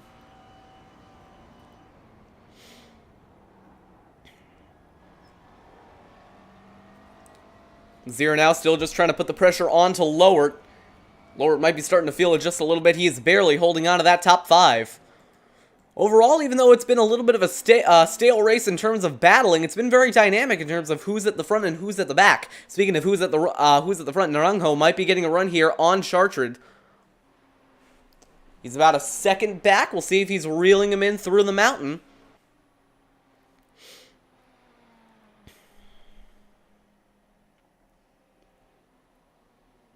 Through Skyline. He's falling back just a little bit. Meanwhile, Zero now still putting the pressure onto Lowert for 5th. While that's going on, Kempnar is actually running him down from 7th. So we might end up with a 3-car battle for 5th here in a few laps. That would certainly make this race a whole lot more interesting right about now. And a big swing through Forest Elbow is going to give Zero now a big run down this straightaway, headed towards the chase.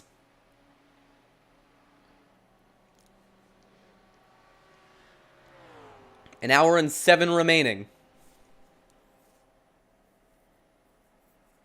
I have a feeling that second hour is going to go by quite a bit faster than this first one has. Zero now, big swing through the chase. Going to try and get a run, but he is just too far back. He's just going to need the slipstream to pull him through Mountain Straight and hopefully have a run at him going through Griffin's Bend. That wouldn't entirely surprise me. I think that that's probably... I mean, you can't... The thing is, it's really difficult to try and get a pass done through that mountain section. We've only seen it a few times throughout the race. However, it's possible. It's definitely possible.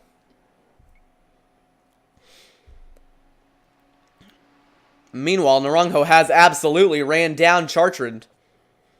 About 6/10 between them now.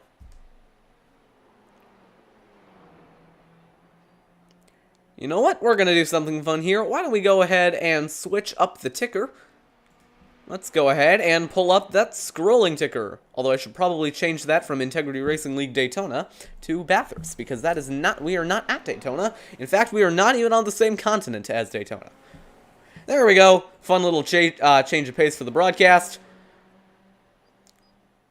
And speaking of change of pace, Naranjo has definitely changed his pace. It's gotten a lot faster over these past few corners. He is running down Chartrand at a lightning pace. Those two Ferraris looking to duel, heading down towards Forest Elbow. On board with Naranjo.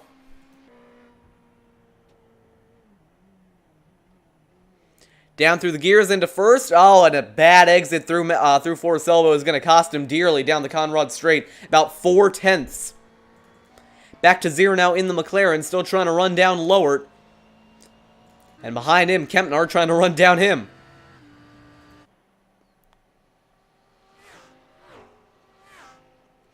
Headed towards the chase once again.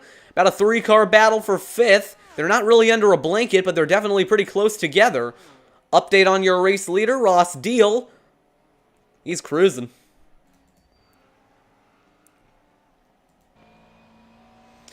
Meanwhile, Zero now has reeled in Lowert quite a bit through the chase, down through the gears, headed onto that final corner on the racetrack. Coming to lap 28 of an estimated 58 laps. That's given that we don't have any safety cars. We'll go ahead and switch it on over to time. That's a little bit more helpful, I think.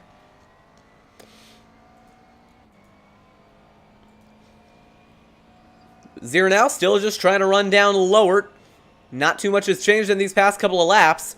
Naranjo still trying to run down Chartrand. Down through the gears as they head through that first corner up through the mountain. According to Arron Brown, race organizer, we're getting really close to pit stops. Up through the gears, heading towards those those 3 park corners. Through Reed. Coming into Solman. And lastly, through McPhillamy.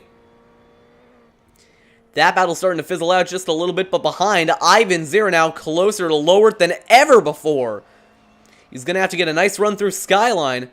Down to 4th, down to 3rd, sending it over the curbing, down to 2nd. He's going to be in prime position to try and make an overtake into the chase.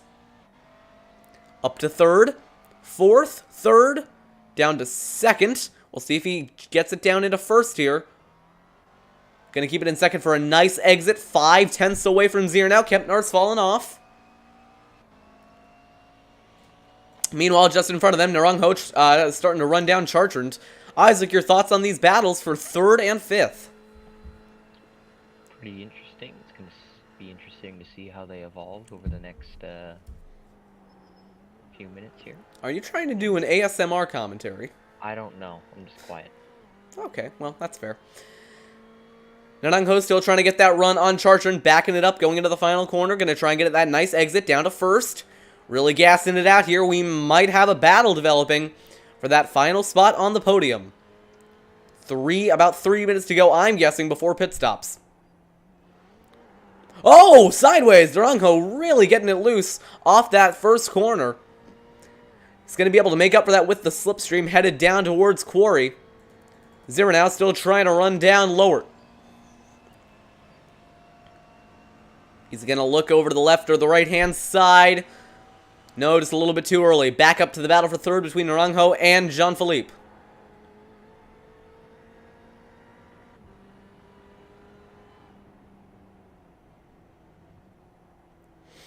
Big dive out of Clifton, trying to send it up to that 47 car just in front of him. These two right here, the main battle's on track.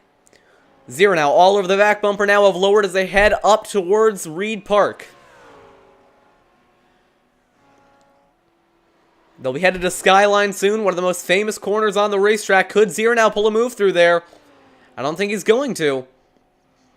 He's only a 10th behind Lowert. This is getting very close for this top spot.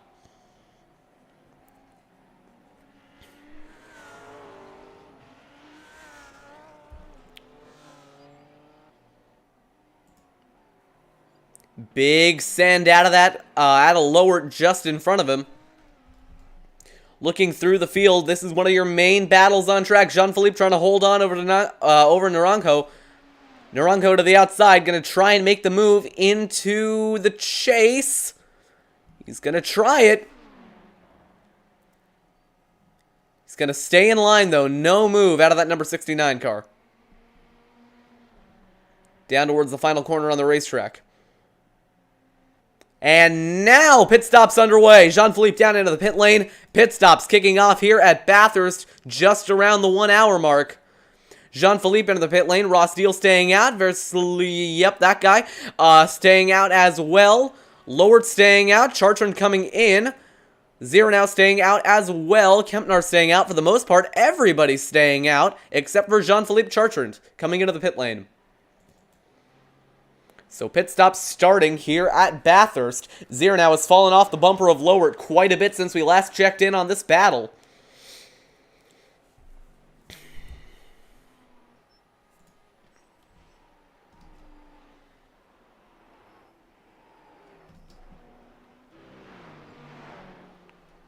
Lowert still holding on to that spot. Zero now falling back.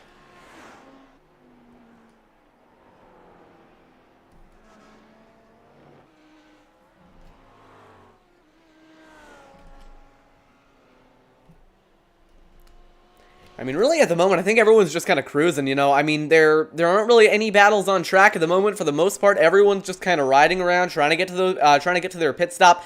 Maybe we'll see a little bit of a strategy being played here in this battle between Lowert and Zero now, although I'm not entirely sure. I'm guessing that they're both going to pit around the same time, going down towards Forest Elbow now.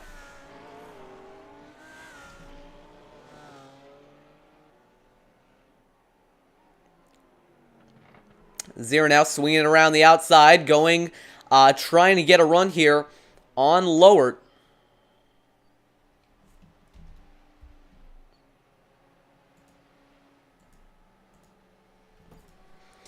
We'll see if anybody comes into the pit lane this time by. Ross Deal coming in versus Louis. Yep, that guy coming in as well. I'm going to get used to his name eventually. I've forgotten how to pronounce it because we haven't talked about him in a while. Clifton Rangho gonna stay. No, he's coming in as well. Lowert in. Zero now in. Everybody coming in. Pit stops kicking off here at Bathurst. Yeah, so I was right. They could get about halfway on a tank of fuel, so this should be the one and only stop to now to the end of the race. And this is going to be a very, very interesting don't know why I'm going to my midnight podcast voice, but it's going to be quite interesting coming off the pit road here, seeing what these cars are going to be doing. If they do cycle the tires, or if they do end up changing them, looks like most of these guys are going to be changing tires. But these guys are going to have fresh grip. They're going to have nice and heavy cars again, so be interesting to see if they got comfortable with a light car with worn out tires. Now they're going to be driving a heavy car with fairly fresh tires, and maybe you'll see some mistakes trying to refine their footing with the braking points and how much grip the car will have. Yeah, and you see right there, and bit of a strategy being played here. I believe Versliuwen did not take tires. Only fuel for the number 33 car. Ross Deal still stuck taking tires, so this is going to be interesting as we get to the end.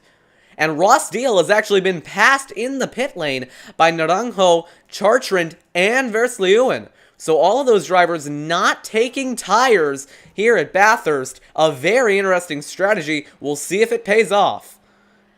Lowert getting out in 7th. Kempner getting out in 8th. This race just got turned on its head. And Zero now taking tires. That is going to mire him back in traffic quite a bit. We'll see if tires was a mistake. It's going to be a one-stop race to the end, so watch the lap times between Versliuwen and Chartrand, not Versliuwen and Chartrand, between Versliuwen and Ross Deal. We're going to go and switch the ticker back over. We'll switch it over to their last lap. Oh dear, I accidentally had 2 tickers up at once. But now, we have the last lap time We have their last lap time pulled up now.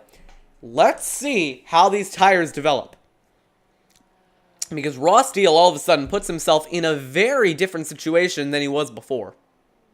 Your top two right now, Aiden Campbell and James Powland, have not come into the pit lane. They might be hoping for a safety car to bail them out, but I have a feeling they are not going to get it.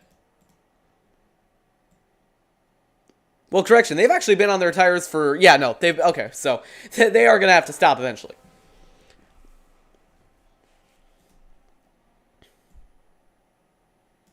I don't know why my ticker is displaying laps to go and not time, because I do have it set to display time, but guess we're just going to have to deal with that at the moment. I will keep you updated on how much time we have left. So this is going to be a good indicator of their laps. Martin Versleeuwen is going to come to the line, and his outlap is going to be a 2:04.826. Ross Deal going to come across the line. His lap time is going to be not accurate, but at the moment it's a 3:32.7, so I think that something might have been off about their outlaps. So at the moment, Versleeuwen was faster that lap by about 20 seconds, but I think that's going to come down this time by. So this will be our first real test of the differences in lap time. Meanwhile, Aiden Campbell and James Powellsland still staying out. They might be trying to go to the end, although I highly doubt that. Isaac, your thoughts on the different strategies? You'll only know which one worked on the final lap. Side by side a little bit back in the pack, Ponceland and Lyjikvist? Maybe that's right? Battling it out for 9th at the moment. It's Lyjikvist with the advantage. Meanwhile, Kempnar still trying to run down lower. We've seen this for the past couple of laps. Aiden Campbell still leading the way, but that's because he has not come into the pit lane yet. I believe he is going to dive it in this time by... There he goes into the pits. Powellsland, a little bit of the ways back, but I have a feeling he's going to bring it in as well. So Versleeuwen out on old tires, Chartrand out on old tires, Ross Steele, the only driver on tires. Let's go on board with him as he tries to run down Chartrand.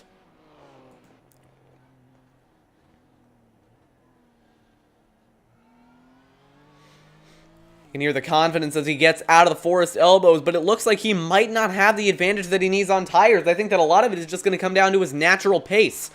And at the moment, he's going to have about 20 seconds worth of time to make up between him and Versleeuwen. Let's take a look at what's going on with your race leaders, Powellsland and Campbell. They're going to come into the pit lane, and I'm guessing they're going to take fuel and tires. Although they might just take fuel. Either way, they are not going to lead this race for much longer, because Chartrand and Versleeuwen coming around as your first two drivers. Ross Steele continuing to run down Chartrand, although I don't know if that's because of the tires. Meanwhile, I think one of the lap cars went off in the back. I saw him rejoining the racetrack, although I don't know how much of a difference that's going to make. Taking a look at lap times. Last time by, Versleeuwen ran a 2:06.3 Deal, only a 2:05.2. So I'm not entirely sure if Ross Deal is going to be able to win this race still. We'll have to keep you updated on it. Meanwhile, Aiden Campbell has come out of the pit lane without taking tires in P2.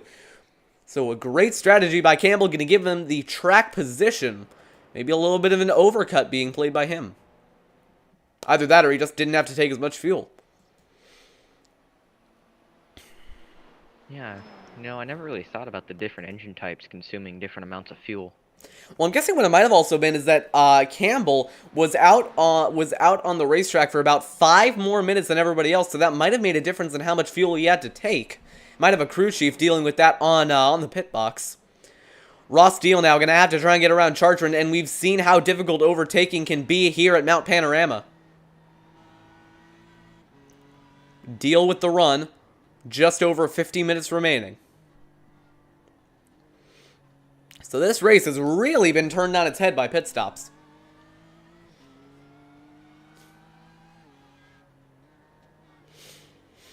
I gotta be honest, I don't know if Deal is going to have the pace to get back this win. Isaac, you'll have to let me know what you think about this, but it's looking like not taking tires is going to be the strategy. Yeah, you know, I said the tires could last probably 2, maybe 3 fuel stops if you're nice to them. My dog has decided that now is a good time to bark, so hopefully that doesn't get picked up. Ross Steele moving over to the right-hand side, heading into the chase. He's going to be on the outside lane, but he's easily going to get the move done. I have a feeling Chartrand might have just let him go.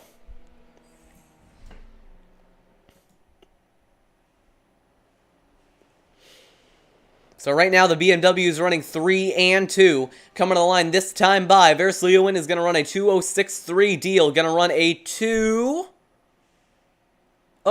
Waiting for the lap time to update. A 2:05.5. So the the difference between them just under a second. I have a feeling Ross Deal is going to be able to get this win back at the pace he's running currently.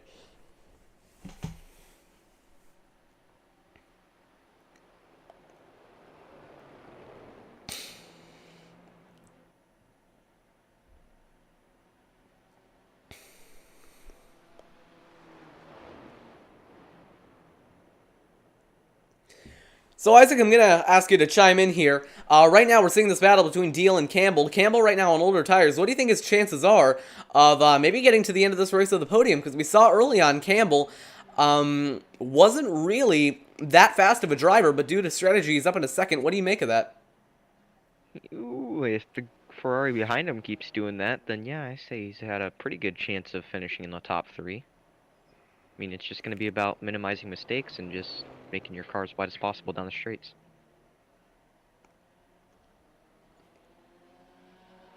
The gap between them at the moment about 0.3 of a second. I have a feeling Deal is going to go for it here into the chase. You know, I said that maybe Deal wasn't going to be able to run back down Versleeuwen, but I'm starting to take that back now because the gap between them is only 11 seconds. We've got well over 10 laps to go, and I have a feeling that that gap is going to come down pretty quickly.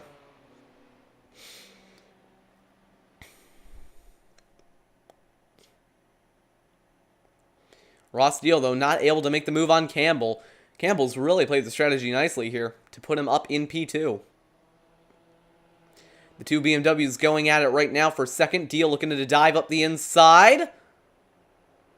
Campbell going to hold on.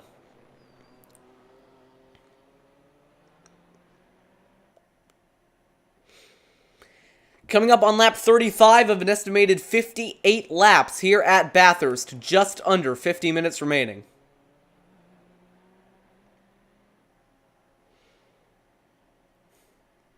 Ross Deal going to be right in the slipstream here, headed towards Quarry.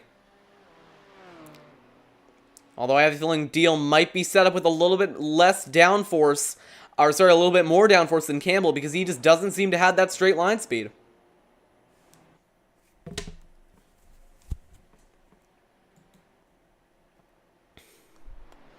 Deal just still trying to put the pressure on. That time by, Ross Deal actually ran slower than Versleeuwen, so maybe the table's starting to turn here. I'm not entirely sure how much tires are going to matter in this race. Although if Ross Deal wants any chance of getting the win, he's going to have to get around Aiden Campbell and not burn up his tires too much doing so.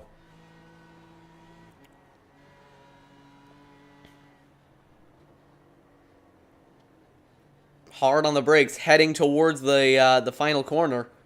Isaac, you were going to say something? Yeah, this is going to come down to the last 30 minutes or so. I feel like this is not going to be a very quickly decided scrap. Yeah, it's definitely been a little bit of a slow burner here, but definitely a very interesting race to keep track of. We'll see if Deal goes for the move this time by.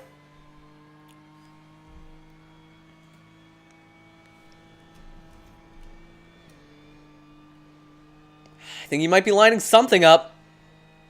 Campbell moving to the left-hand side. Is Deal going to dive it? Here he goes. Not going to make it work.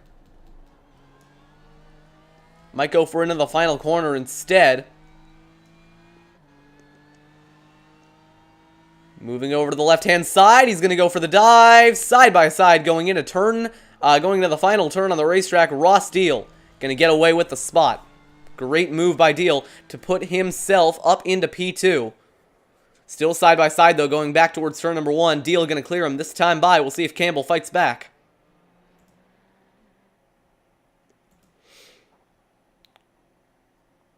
Nose to tail as they go towards Quarry. Campbell all over the back bumper of Deal. Is he going to move over to the left-hand side? Here he goes. This battle continuing. That time by. Deal about 5/10 slower than Versleeuwen. Ross Deal, though, going to hold on in now. He is free to run down that first-place driver.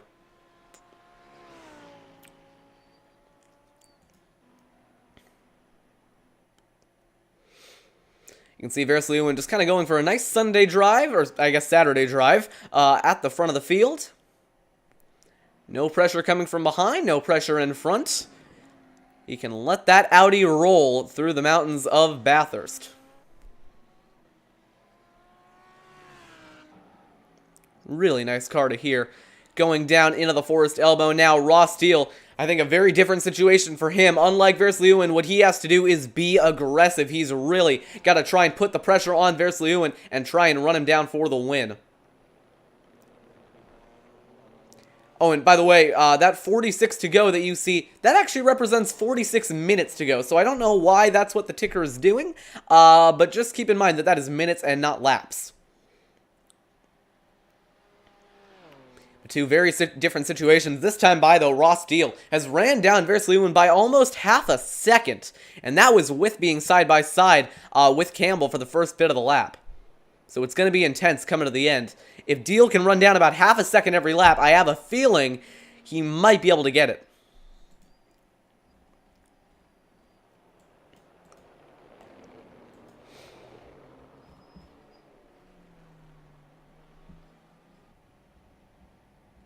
Just playing the waiting game now. Yeah, pretty much. Deal's just got to keep banging out consistent lap times. He was about 8/10 faster that time by.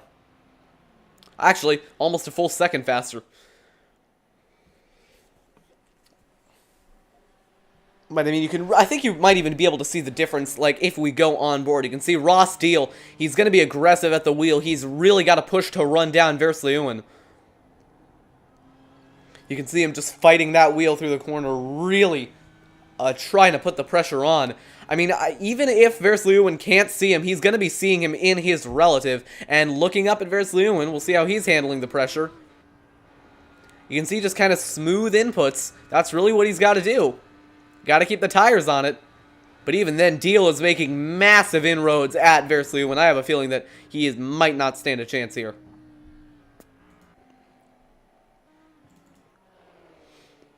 I think a good benchmark of when these guys are going to be close to striking range is when I can switch between them and not have the camera angle switch.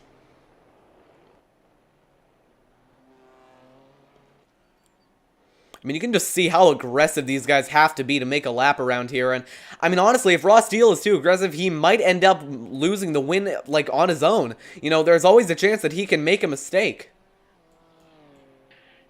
Yeah, every time you're pushing hard to reel back time off of a mistake in pit road, you know, you're always pushing way harder. You know, you're not really thinking as well, you're not thinking as straight, so you go in, you make a mistake, you overcorrect, and then there goes your entire race, all because you pushed too hard too soon over a small mistake that if you just pushed a little bit easier, you know, you still were pushing, but not quite as hard as you were, you would have made that gap up in a little bit longer of time, but you still would have made it up and be there at the end of the race. Yeah, absolutely. I mean, I've been in the situation before where you get mired back because of pit stops, but you got the better car, you've got the fresher tires. I mean, you just have, it just feels like you have to push because, I mean, even if you feel like you're not even pushing that hard, you know, you feel like you have to try and make up as much time as possible. And it's a great feeling to be running someone down at pace like that. But, I mean, at a track like Bathurst where it is so easy to slip up, it can really, really come back to bite you. 42 minutes remaining. It is getting to crunch time. I mean, I said before that I think that this last half of the race is going to go by a lot faster than that first half, and I think I was right.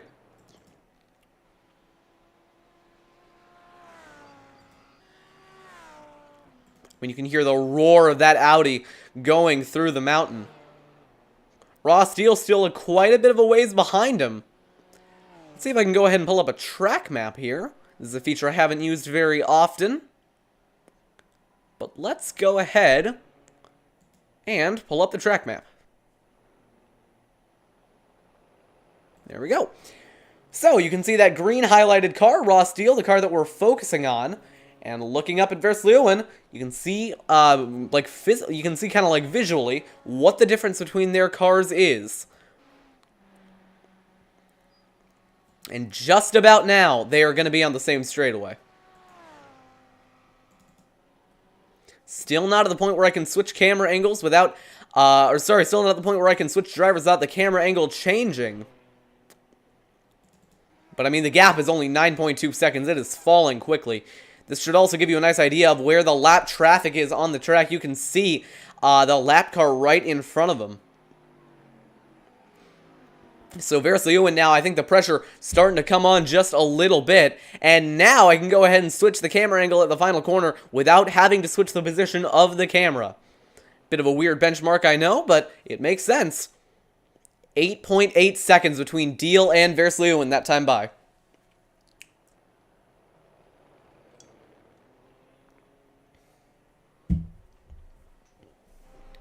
The difference in lap times, that time by was actually only 1/10 of a second. So maybe, or sorry, no, never mind, that was their best lap time. The actual gap was 1.2 seconds. So, I misspoke. And by the way, this is an awful place for Versleuwen to catch the lap cars. Take a look at this. He's going to be right in the mountain, right in the narrowest part of the track, right in front of this Lamborghini, or sorry, right behind this Lamborghini. We can go on board with him.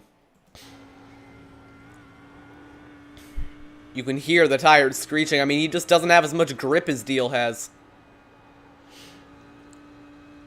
I have a feeling, though, that catching Versleuwen is one thing. Actually passing him is going to be another. Going back to Ross Deal, he still can't see him out in front of his windshield, but we're getting to that range. He will be able to soon. Back to Versleuwen. He is still just trying to get around the lap car, who is really holding him up through this final section on the racetrack. And I mean, if you're the lap car, there is just not much you can do. He'll be able to get out of the way now, but that cost him dearly. Although that lap car not yielding the position, it's a little bit surprising. I would have expected him to get out of the way.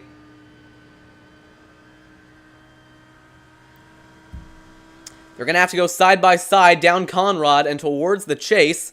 Not going to be an issue, though. Versleuwen going to get around that lap car over to the right hand. Over through the right-hand kink. And there's Ross Deal, running him down, hopping over the curbing, pushing it absolutely to the limits, trying to run down your race leader. Yeah, you can kind of see him over there. Just out of that final corner, Ross Deal might be able to get a glimpse of Versleuwen before he disappears off towards turn 1. 39 minutes remaining, going down to 38. And for Versleuwen, I have a feeling that those laps, if you're Versleuwen, those minutes are taking forever. And if you're Ross Deal, those minutes aren't going by fast enough.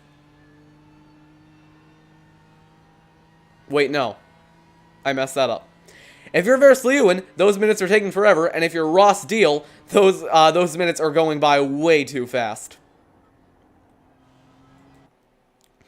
Isaac, now that we're getting down to crunch time, we got about 38 minutes left to go. What do you think we're going to see here as we get towards the end of the race between these two drivers?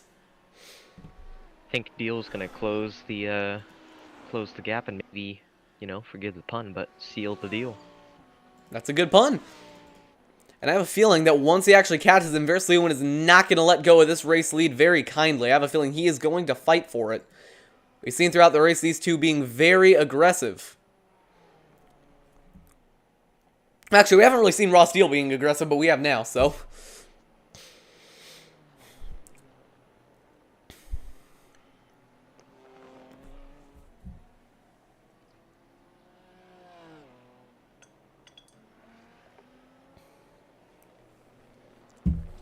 as a broadcaster, I kind of want to see Versleuwen pull off the win with the strategy, but I mean, as a driver, I know how agonizing it can be to lose your win because you just didn't play the strategy right when you didn't really have a way of knowing what the tires were going to do. So, I mean, really, either way, I think that it's going to be one of these drivers is going to end up happy with a win, the other one is going to end up gutted. And I think that that's just going to, that's how it plays out in these kind of races. On board with the 32 of Deal.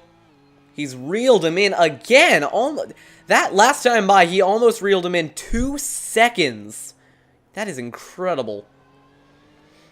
This time by, I think the gap's going to be a little bit less without the lap car. Ross Deal reels him in a 1.1 seconds. I mean, really, if you're Ross Deal, at this point, the rest of the race is only so much in your control. You just got to keep doing what you've been doing.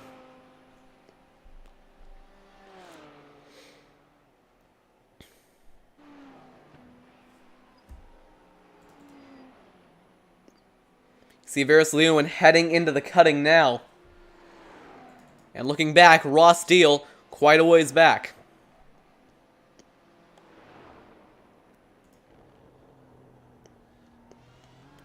So Isaac, once Ross Steele gets up to Lewin, I think with Marchin knowing that he doesn't have the best tires and that he's been reeled in, if you were in his position, do you think you would just kind of let Deal go, or would you fight it out? Yeah, I think he'd fight it. I mean, I'm going to have to agree with that, yeah. Laying over. Oh, we got one car going off, by the way. I don't know who that was. It definitely wasn't your race leader. Just saw some tire tracks going off. Although, come to think of it, that might have happened a while ago. 5.7 between, or sorry, 5.5 between the top two.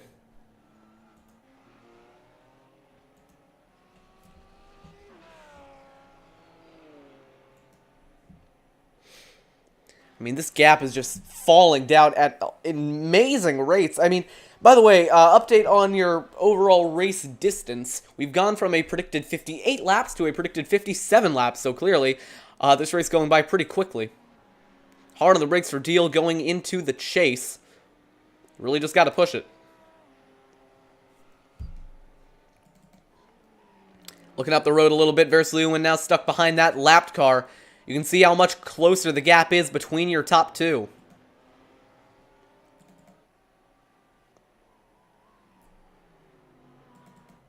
Lewin going to get around the lapped car.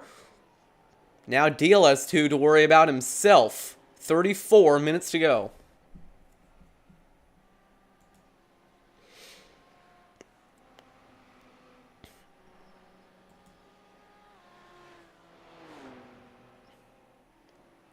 And hey, another battle on track right now. Jean-Philippe trying to get around Marco Lowert once again.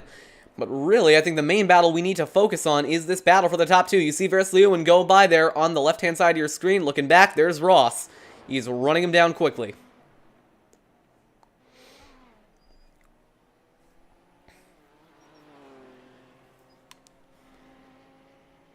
Man, I just can't imagine what Ross Deal is going through right now. I mean, I don't know if he thinks that he's closing in fast enough, or if he doesn't think he's closing in fast enough at all. It's definitely very difficult to be a driver in this situation because you know that you really just don't have too much control over what happens. You know, as much as you can push and try and go faster than the race leader, I mean, you really just gotta, that's all you can really do. You know, if something happens to your car, like if a lap car gets in the way, there's just not really anything you can do about it. I think Ross has enough time to run him down, getting down to the final 30 minutes.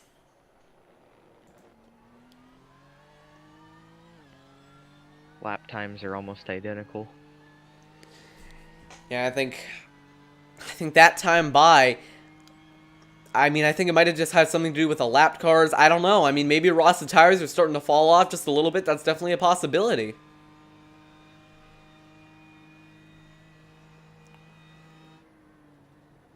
On board, going into the chase once again. You can see they're almost on the same straightaway, and it's not that long of a straightaway. Lewin going through the final corner now. Ross Deal approaching it. 4.5 seconds between them. It was... hold on. Let me try that one again. Deal took about another second out of Lewin's lead. That time by 30 minutes, or 32 minutes to go. 2049 versus a 2062. Yikes, that is a huge deficit. Wonder if Lewin might have a lap car to deal with. No, he's all on his own. The tires might just be falling off even more for him. We're getting to the end of this thing. Deal still trying to run him down. It's turned out to be a very climactic ending here at Bathurst. Not really one I was expecting. Lap car going to get out of the way for Ross Deal, making it very easy for him to get around. Didn't want to hold him up too much. 4.2 seconds between your leaders.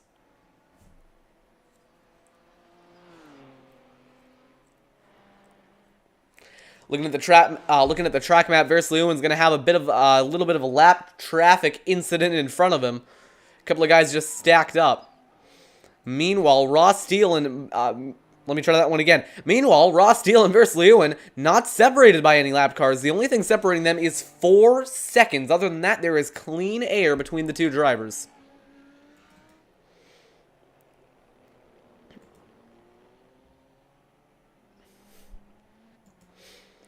Coming up on 30 minutes remaining. We're in the final quarter of this race. This last hour has gone by very quickly indeed. Versleuwen still leading off a pit call. Can he hold on? You can see how wide he's arcing it to try and keep it along the right-hand side. Ross just not having to do that with the more grip that he has. And if anything, Versleuwen might even be having to push the limits a little bit more than Ross does right now. Battle between Mika and Jean-Philippe for 5th, although I can't pronounce Mika's last name. I think it's Leijenfisk? Maybe. That battle for 5th. But at the front of the field, Ross Deal still gaining on Versleuwen. 3.7 seconds between him at the line that time by. Versleuwen only about 0.5 slower than Deal. So maybe Deal had to deal with some dirty air from that. Deal had to deal with some dirty air from that lapped car. I'll tell you what, in this final 30 minutes, Deal's going to have to do some wheeling and dealing to get up in front of the 33 car. Yeah, I We're mean, really just extending these Deal puns, huh? we really are. But, I mean, I don't know if maybe the tire advantage has fallen off just a little bit. Maybe Deal, I don't know what's going on, but it looks like he might have just lost a little bit of pace. Now that I say that, though, he's probably going to claw back like 0.5 through the mountain. We'll see. And unfortunate for Versleuwen, there is some lap traffic in the distance. I said at the start of this thing that that traffic management is going to play a part in the ending.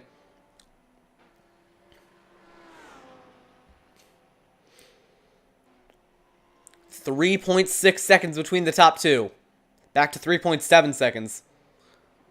I think the gap between these two drivers is starting to even out just a little bit.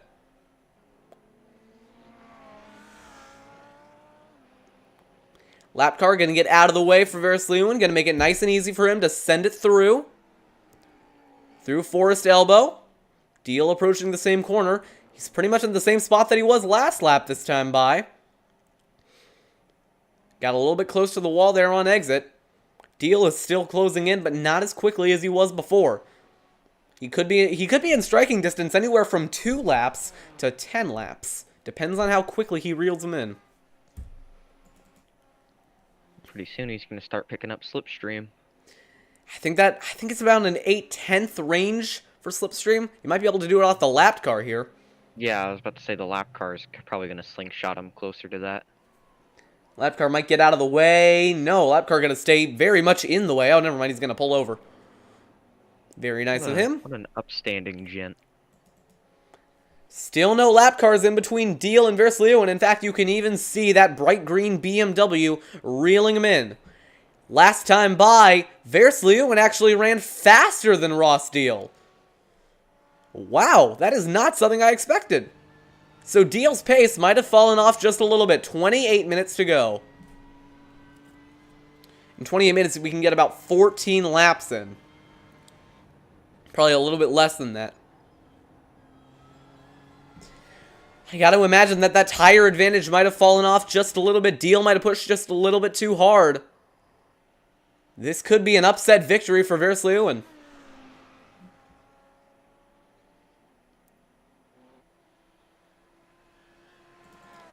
Yeah, Deal's not closing anymore. Isaac, what do you think happened to that 32 car? Oh, you know, 2057 to a 2056 from the 33 car, so he's dropped a 10th, but that could have been down to the lap car in the final corner. I feel like he's almost, I don't know, I don't want to make a prediction that's going to be stupid. I would make the prediction that would be stupid. It could be fun. We can laugh about it after the race. He's going to be right there at the end, but not quite get him. That's actually not a bad pick. The gap between them just about 3 seconds now. In fact, we're going to be able to see them both on the TV static camera. Versleuwen goes by, and about 3 seconds later, there's Deal.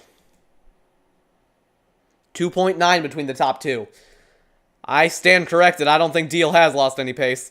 You may have given some up the last time by, but now it is 2.9 seconds between your leaders. And at this point, Deal can see Versleuwen out of his front windshield. And he's not even that far off. Lap time is going to be the real telltale factor here. Wow. 2051 to a 206.03. Yeah, Deal is not giving up that pace. He might have just cooled it down for the last lap to try and cool those tires, but he just reeled in 9/10. So I give up what I said about Deal losing some pace. I think that he's very much still got that pace. 26 minutes remaining. Fast. It's another thing to try and overtake. That is true, and Deal hasn't had to make an overtake all race other than lapped cars.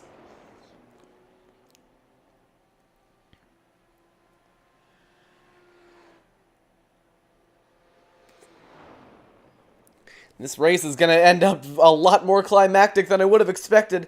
You can see Versleeuwen just escaping out of the left-hand side of your screen before Deal can get there.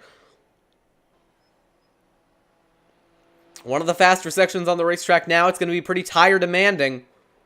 This is going to be a spot where I think Deal can close in.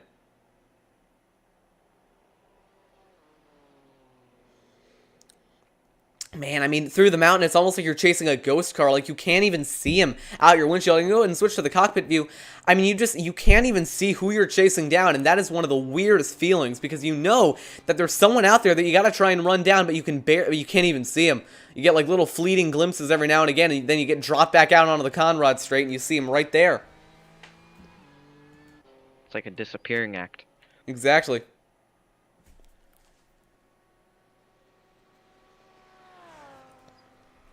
Pretty soon, though, Deal is going to be able to get a full image of that guy that he's chasing down. Right here, I mean, this right here is kind of when you see the difference, you know. You can kind of gauge lap on lap kind of where you were the last lap compared to him, where you are now. I mean, you just got to keep getting those references, you keep getting those markers, and it kind of assures you that you're making that progress.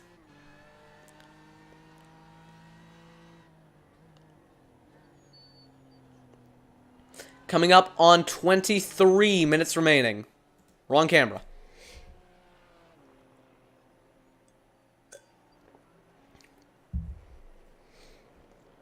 Two seconds between your top two. This is getting intense.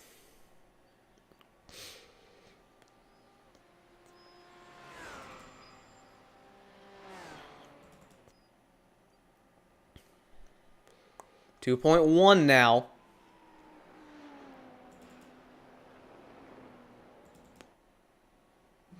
Into the cutting once again. An estimated 13 laps to go here at Mount Panorama. And right here, you're going to see he's still just running down Versleeuwen. Nah, I messed it up. Sorry. But anyways, on board with the 32 of Ross Deal, I mean, this is just that section where you just can't even see the guy. I mean, you can kind of see him escaping out of the left-hand side of your windshield, and you can see him a little bit better now. But it's just so far away, it almost feels like you're chasing a ghost, right? And it's one of the weirdest feelings I think you can get when you're in a race. But you just got to remember that he's out there, and you got to remember to keep pushing. 23 minutes to go. You know, I think when I pull from experience from real life, I think, you know, when you can't see the car you're running down, you tend to do better because you don't do the stupid things the guy in front of you is doing. That too. Made up about 2 seconds that time, or didn't make up 2 seconds. Made up about 9/10 through the mountain.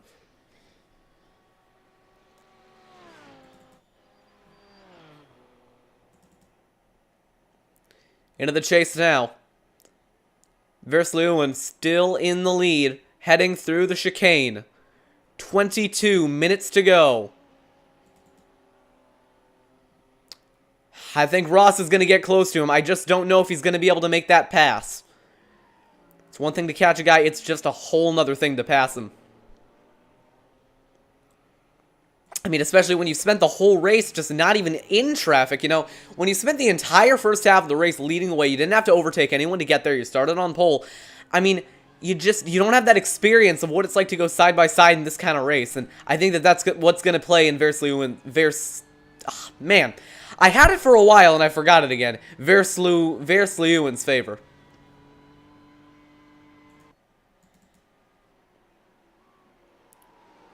Through Quarry once again. Deal running him down. 1.5 seconds between them.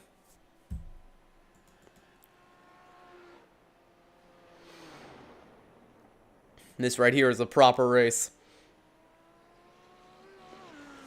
I think now the tables kind of turn. You know, for a while I think it was Ross Deal trying to run down Versleeuwen. Now I think the tables have turned to Versleeuwen trying to hold off over Ross Deal. You can see now he's not chasing a ghost anymore. You can see your rival right up there. That's what 1.4 seconds looks like. At this point, as a driver, you just got to go get it. Coming up on 20 minutes to go.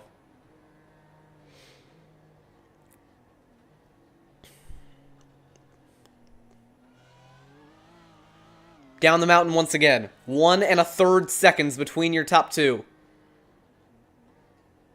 Oh man, look how much he gained right there. Yeah, he's just all over him now. But like I said, now he's going to be in that dirty air, but he's also going to be in the slipstream. It's kind of it's kind of a 2-in-1, you know? But it's going to hurt him through the corners, and that's where his best advantage is. But like I said, the main difference between your top two now, Versluin is now the one being chased. He is not the one being, or now, let me try that one again. Versluin is now the one being chased. He is no longer the driver being chased down. The gap is under a second. We're going to switch away from lap times. They don't even matter anymore. We're going to go ahead and switch on over to the gap. I just want to see the... Aw. It's okay. I still have it on my scoring software, so I can let you know what the lap times were. This time by the line, Versluin is going to go ahead and set a 2:06:05, and Ross Steele is going to set a 2:04:09. So about 1.1 seconds reeled in. Oh, here goes that gap. It's gonna start dropping here. It's gonna come down roughly a tenth at the into the yeah. Yeah. I had a mini stroke, sorry. Well, if the pace continues, Ross Steele is gonna get around him this lap. The difference is now he actually has to make that pass. And deal with dirty air. That too. You know, these cars have a decent amount of downforce, which means they're putting out a decent amount of dirty air, and while it might not be too noticeable if you don't think about it too much, this is when that stuff kind of starts to get in your head. This is when you start thinking about, alright, you know, what's going wrong with the car? Is there something that sounds weird about it? You know, did I hit the wall? Should I be more careful about the wall? Is there too much dirty air? I mean, all this stuff is going through your head, and in a way, it kind of throws you off.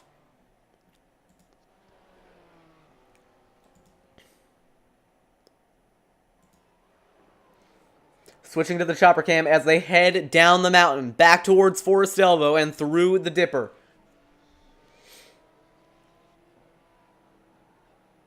It's getting very close to the front. I think Deal, if he's feeling brave enough, might be able to go for the move into the chase this time by.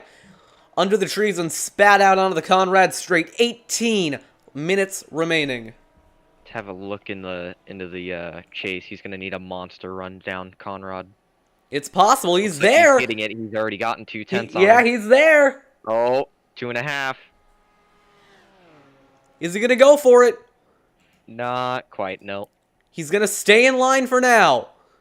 The gap is closed.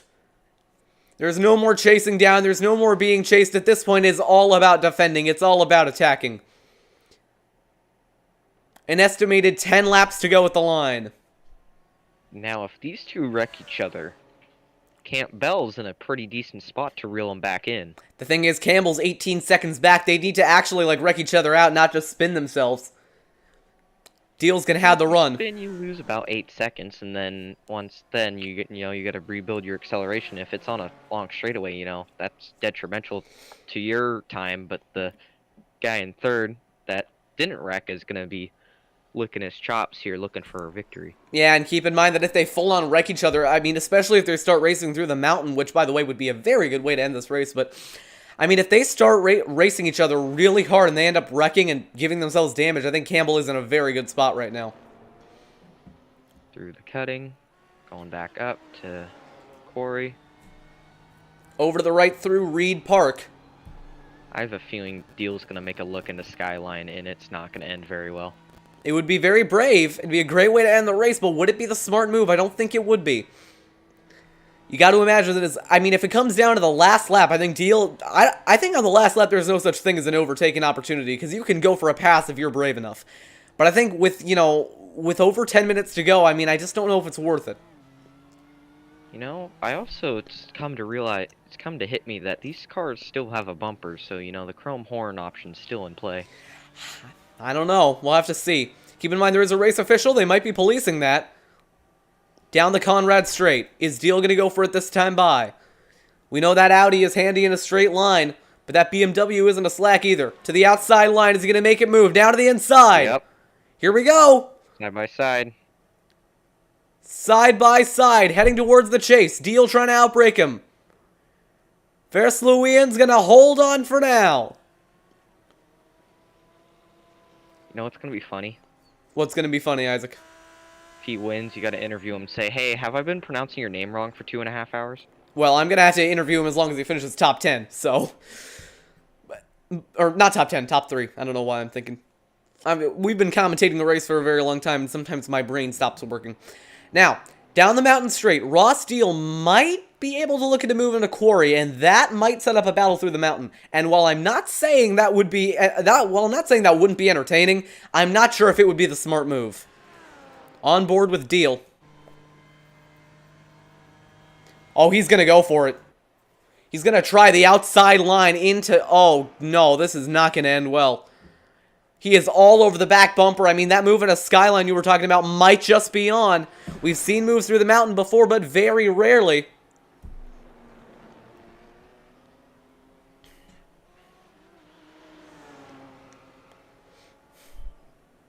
If he's going to make a move through here, it's going to have to be perfect. He's going to go for it. He's inching down the inside. He's not going to go for it that time by.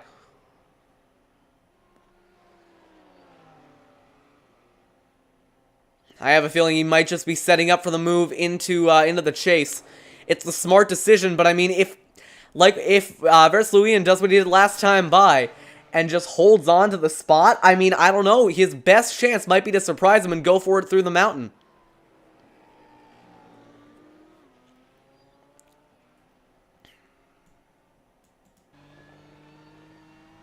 Here we go.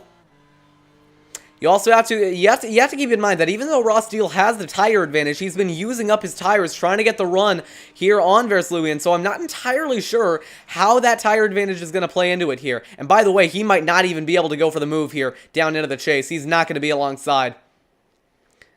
Ironically enough, I think Deal's best chance at getting the job done is going to be with a surprise move through the mountain. I'm not saying that's the smart choice. I'm saying that that might work. Because while the smartest overtaking opportunity is through the chase, through Conrad, through that final corner, he just hasn't been able to set it up. 13 minutes to go at the line.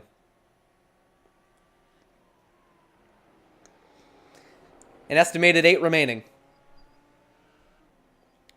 We'll see if Deal goes for the move into quarry. I mean, Isaac, if you're in the spot right now, do you risk it and go for a move through the mountain?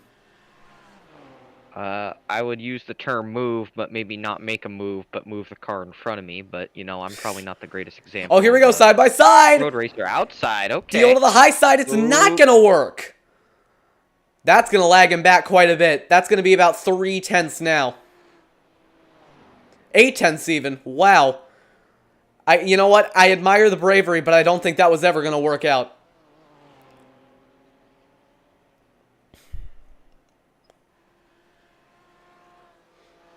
Man, in a way, this is almost the Australian version of mountain pass racing. What we need now is some Eurobeat, and then we've got it perfect. Granted, we would need one of these guys to start drifting, and from what I've heard, that's not easy in a car with this much downforce, but it's possible, so, you know. Through the S's, down towards the Dipper. Coming up on an estimated 7 to go, but an actual 12 minutes remaining. It'll be 11 next time by. Deal gonna set up a run. Is he gonna go for it again? I just don't know if he's close enough.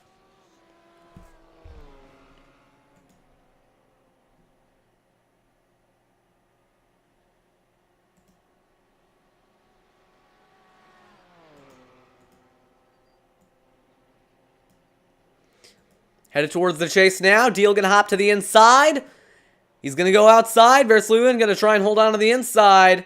He is gonna hold on. People are saying that they can't hear the cars. On my end, everything sounds fine, so I don't have a way of like separating the different audio tracks. I don't know why you can't hear it, but not really much I can do about that. I can just make the game audio like really loud on my end. See if that works. 11 minutes remaining, about 11 and a half minutes remaining now. Ross Deal just hasn't been able to get that move done. I think one of his better shots was to go to the outside going through quarry. We're going to try it again, though. as much as I don't think it's the safe option, I mean, I think you have to surprise him with a move through Skyline or something. It's just so incredibly risky to do something like that, especially on iRacing, which, I mean, is known to have a contact model which is a little bit less forgiving. Isaac, your thoughts as we get towards the end of this race? I have a sneaking suspicion that Deal's gonna start getting a little impatient here in the final 10 or so minutes. Yeah, I mean, as much as it wouldn't entirely surprise me, I just don't know. You know, you gotta have that balance between, you know, finding a good spot to make a move and also not wrecking yourself doing it. And as much as I think a surprise move through Skyline would be very exciting for us to watch, I don't know. We'll have to wait and see. Oh, he got really sideways through there.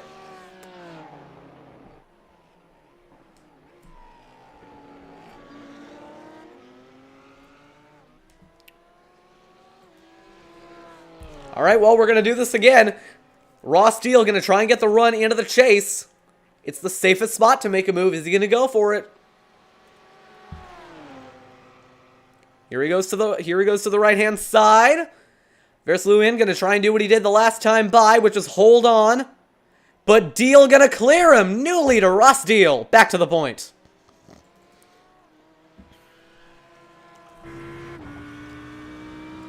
Now we'll see if Versluin can run him back down. He's going to be aggressive. He doesn't have anything to lose. We know his tires are older. On the brakes, headed down the mountain straight.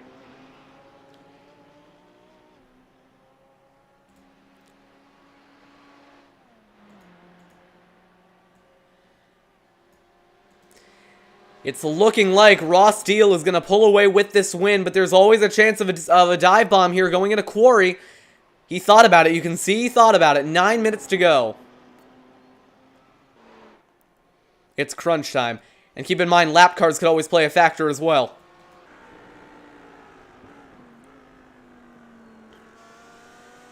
I mean, they are both pushing so hard here. Isaac, do you think Martin has a chance here?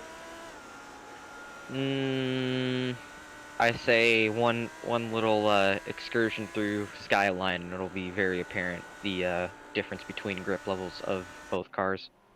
I don't think he has much left for him. Yeah, I mean, that tire advantage is just kind of hard to ignore, but it's always possible. I think that you can't rule anything out just yet, especially with the lap traffic that's coming up. And a big run here going into Forest Elbow. I mean, Versluin is really just pushing the car for all it's got, but I just think with those tires, I don't know. And to the people complaining about the engine sounds, I mean, on my end, it's fine, so I have the headphone volume cranked up to the max. I don't know why you can't hear it. That is kind of weird, but not sure what else to do about it, because any louder than this, and I won't be able to hear myself. 8 tenths between them. Going into the chase with an estimated looks like it's going to be 5 to go with the line.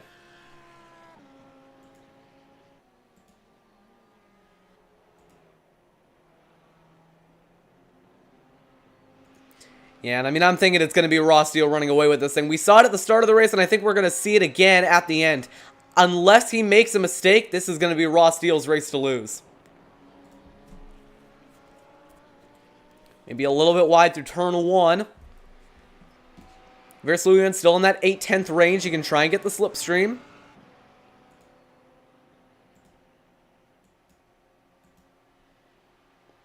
He's going to fall back, though. I think Martin's best chance at this point is going to be a lap car getting in the way.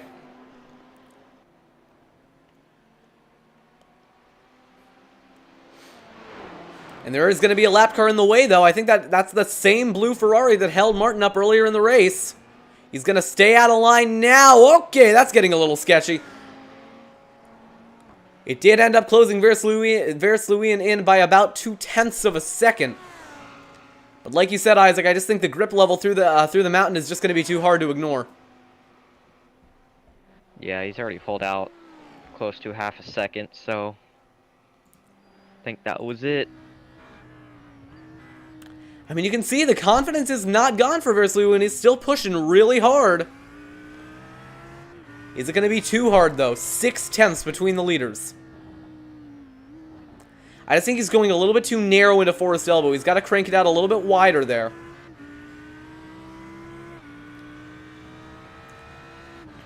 Coming up on 5 minutes to go.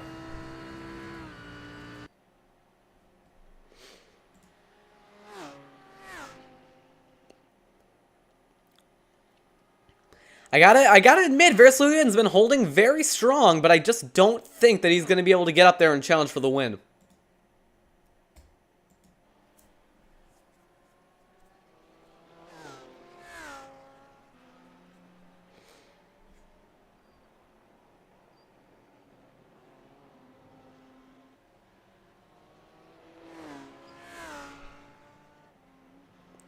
Five minutes to go, an estimated 5 laps to go.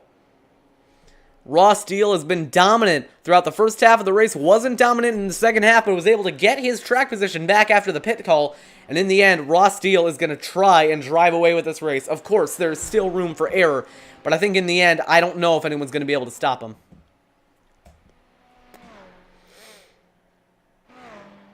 Heading into Quarry now. Maybe a little bit wide for Deal, but in the end, I just think those tires are going to be too much.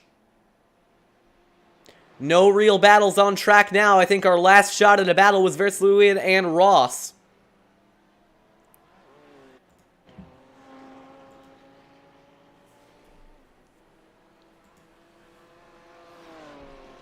Eight and a half tenths between them now. The gap comes down just a little bit at the start of the mountain, but once they get through Skyline, it's just all over for Martin.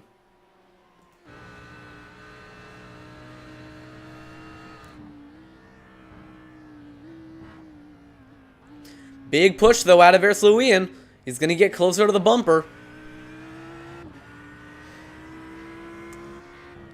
We'll see if he swings it out a little wider this time. Very good entry. A good exit, too. I mean, he's given it all he's got, and I got to give it to him. But in the end, you just can't make up that gap on older tires. 4 minutes remaining.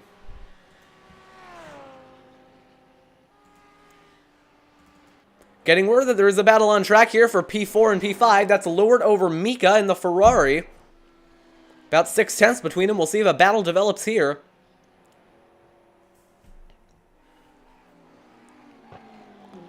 Mika trying to run down the 2 car. Great run there as they get down towards Forest Elbow.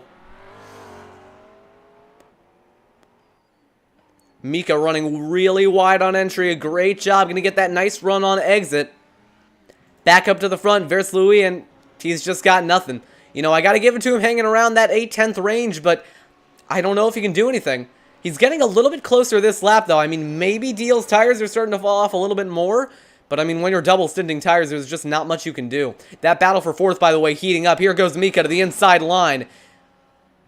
Gonna drop back, Marco holding on through the chase. Back up front, Deal over Versluien. He is starting to get caught up in lap traffic, and guess what? Versluien is mounting another charge. He might try something here. I mean, Isaac, do you think he's got a shot with only 2 minutes to go? I don't think so. Man, I'm tempted to not agree with you. Yeah. I don't see half a second vaporizing out of nowhere.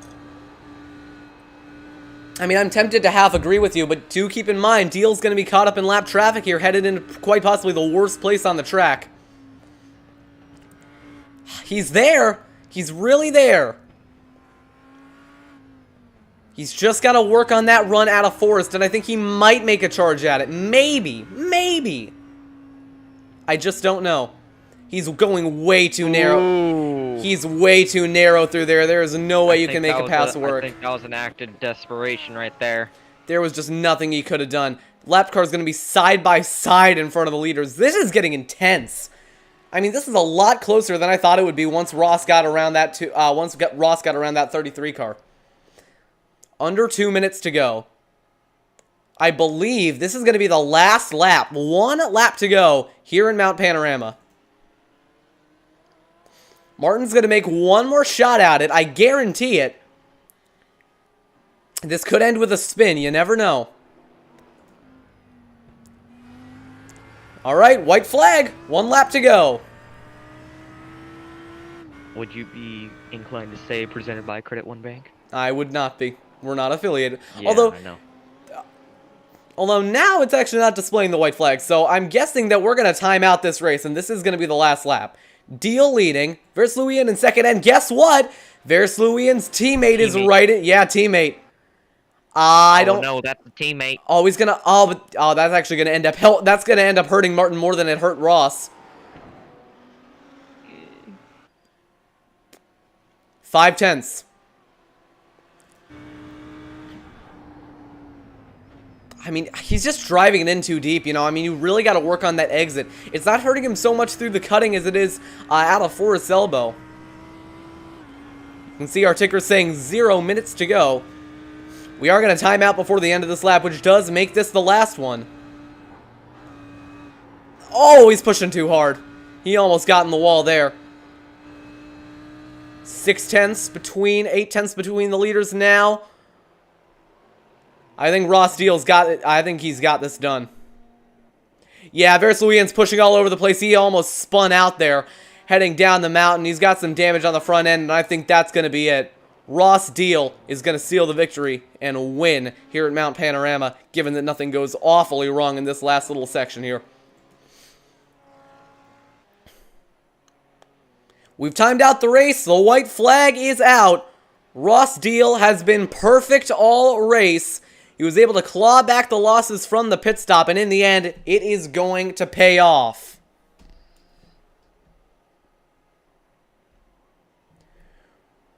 Ross Deal, coming through the final corners now, is going to seal the victory at Mount Panorama. He's got to make it through one more turn now. It's not going to be an issue.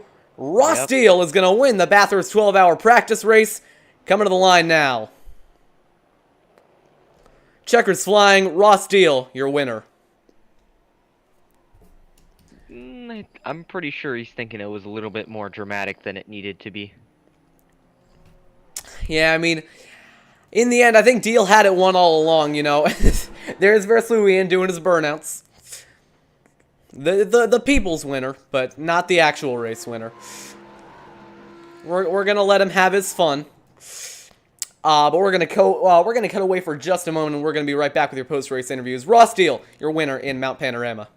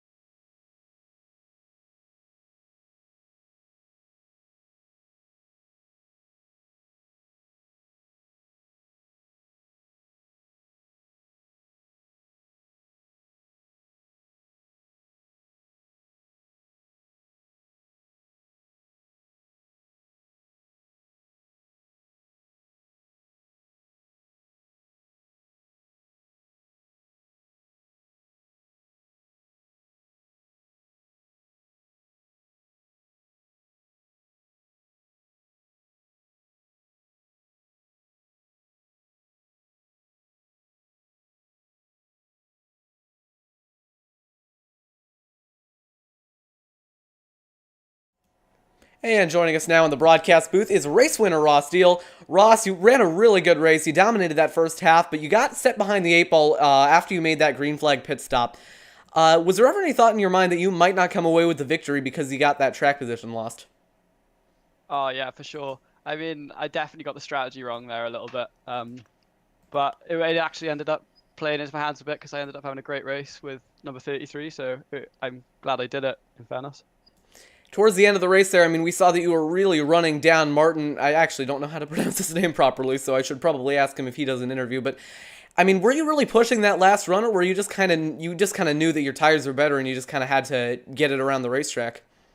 I was pushing hard, and he was doing some great defensive moves down the straight. It was difficult to get past him there. So, yeah, I don't know. Once I was ahead, I knew I had better tires, so I could kind of ease off a little bit more. But to catch him, I was pushing really hard. And after you caught him, you were able to get around him after a couple of attempts through the chase. In the end, it came down to a kind of a duel between you two because Martin was able to hold on pretty convincingly. I mean, did you ever think that he might have been able to get back around you?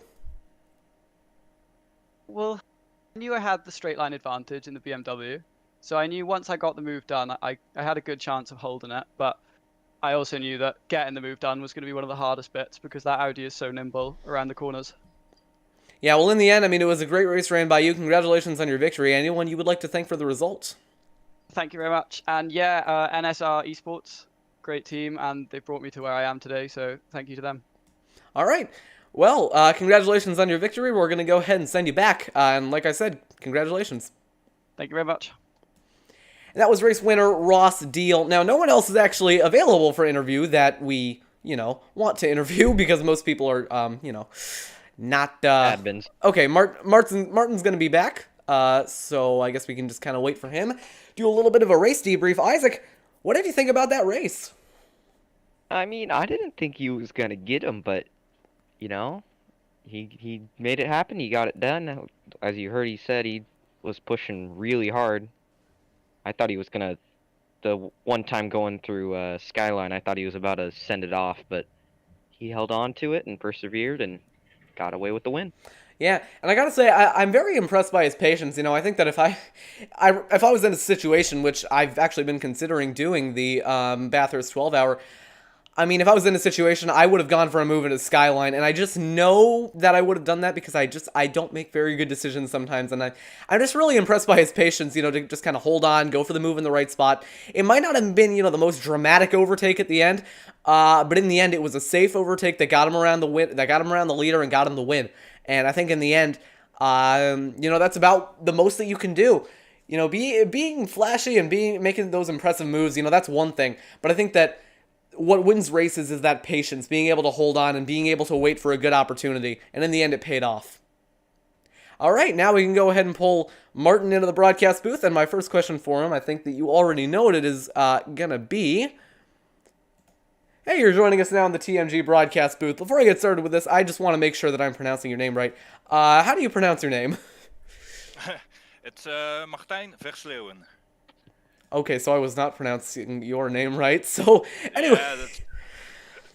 No problem. Well, you know what? I tried my best. But anyways, you ran a really good race out there, and it looked for a moment that you were going to be able to maybe make a charge at the win after that pit stop in the middle of the race where you decided not to take tires. What was the rationale behind that decision? I saw in the data that my tires were fine, so I thought, yeah, let's try it. Let's see what happens. And yeah, in the end it was not enough, but I came close. Yeah, I mean, on that last stint there, I mean, you were really getting ran down by Ross, but you were able to hold on for quite a bit. Did you ever think that you were maybe going to be able to hold on to the end once that pressure started coming? Not sure. He was catching me with almost a second a lap, so the speed difference was rather large, but I don't know.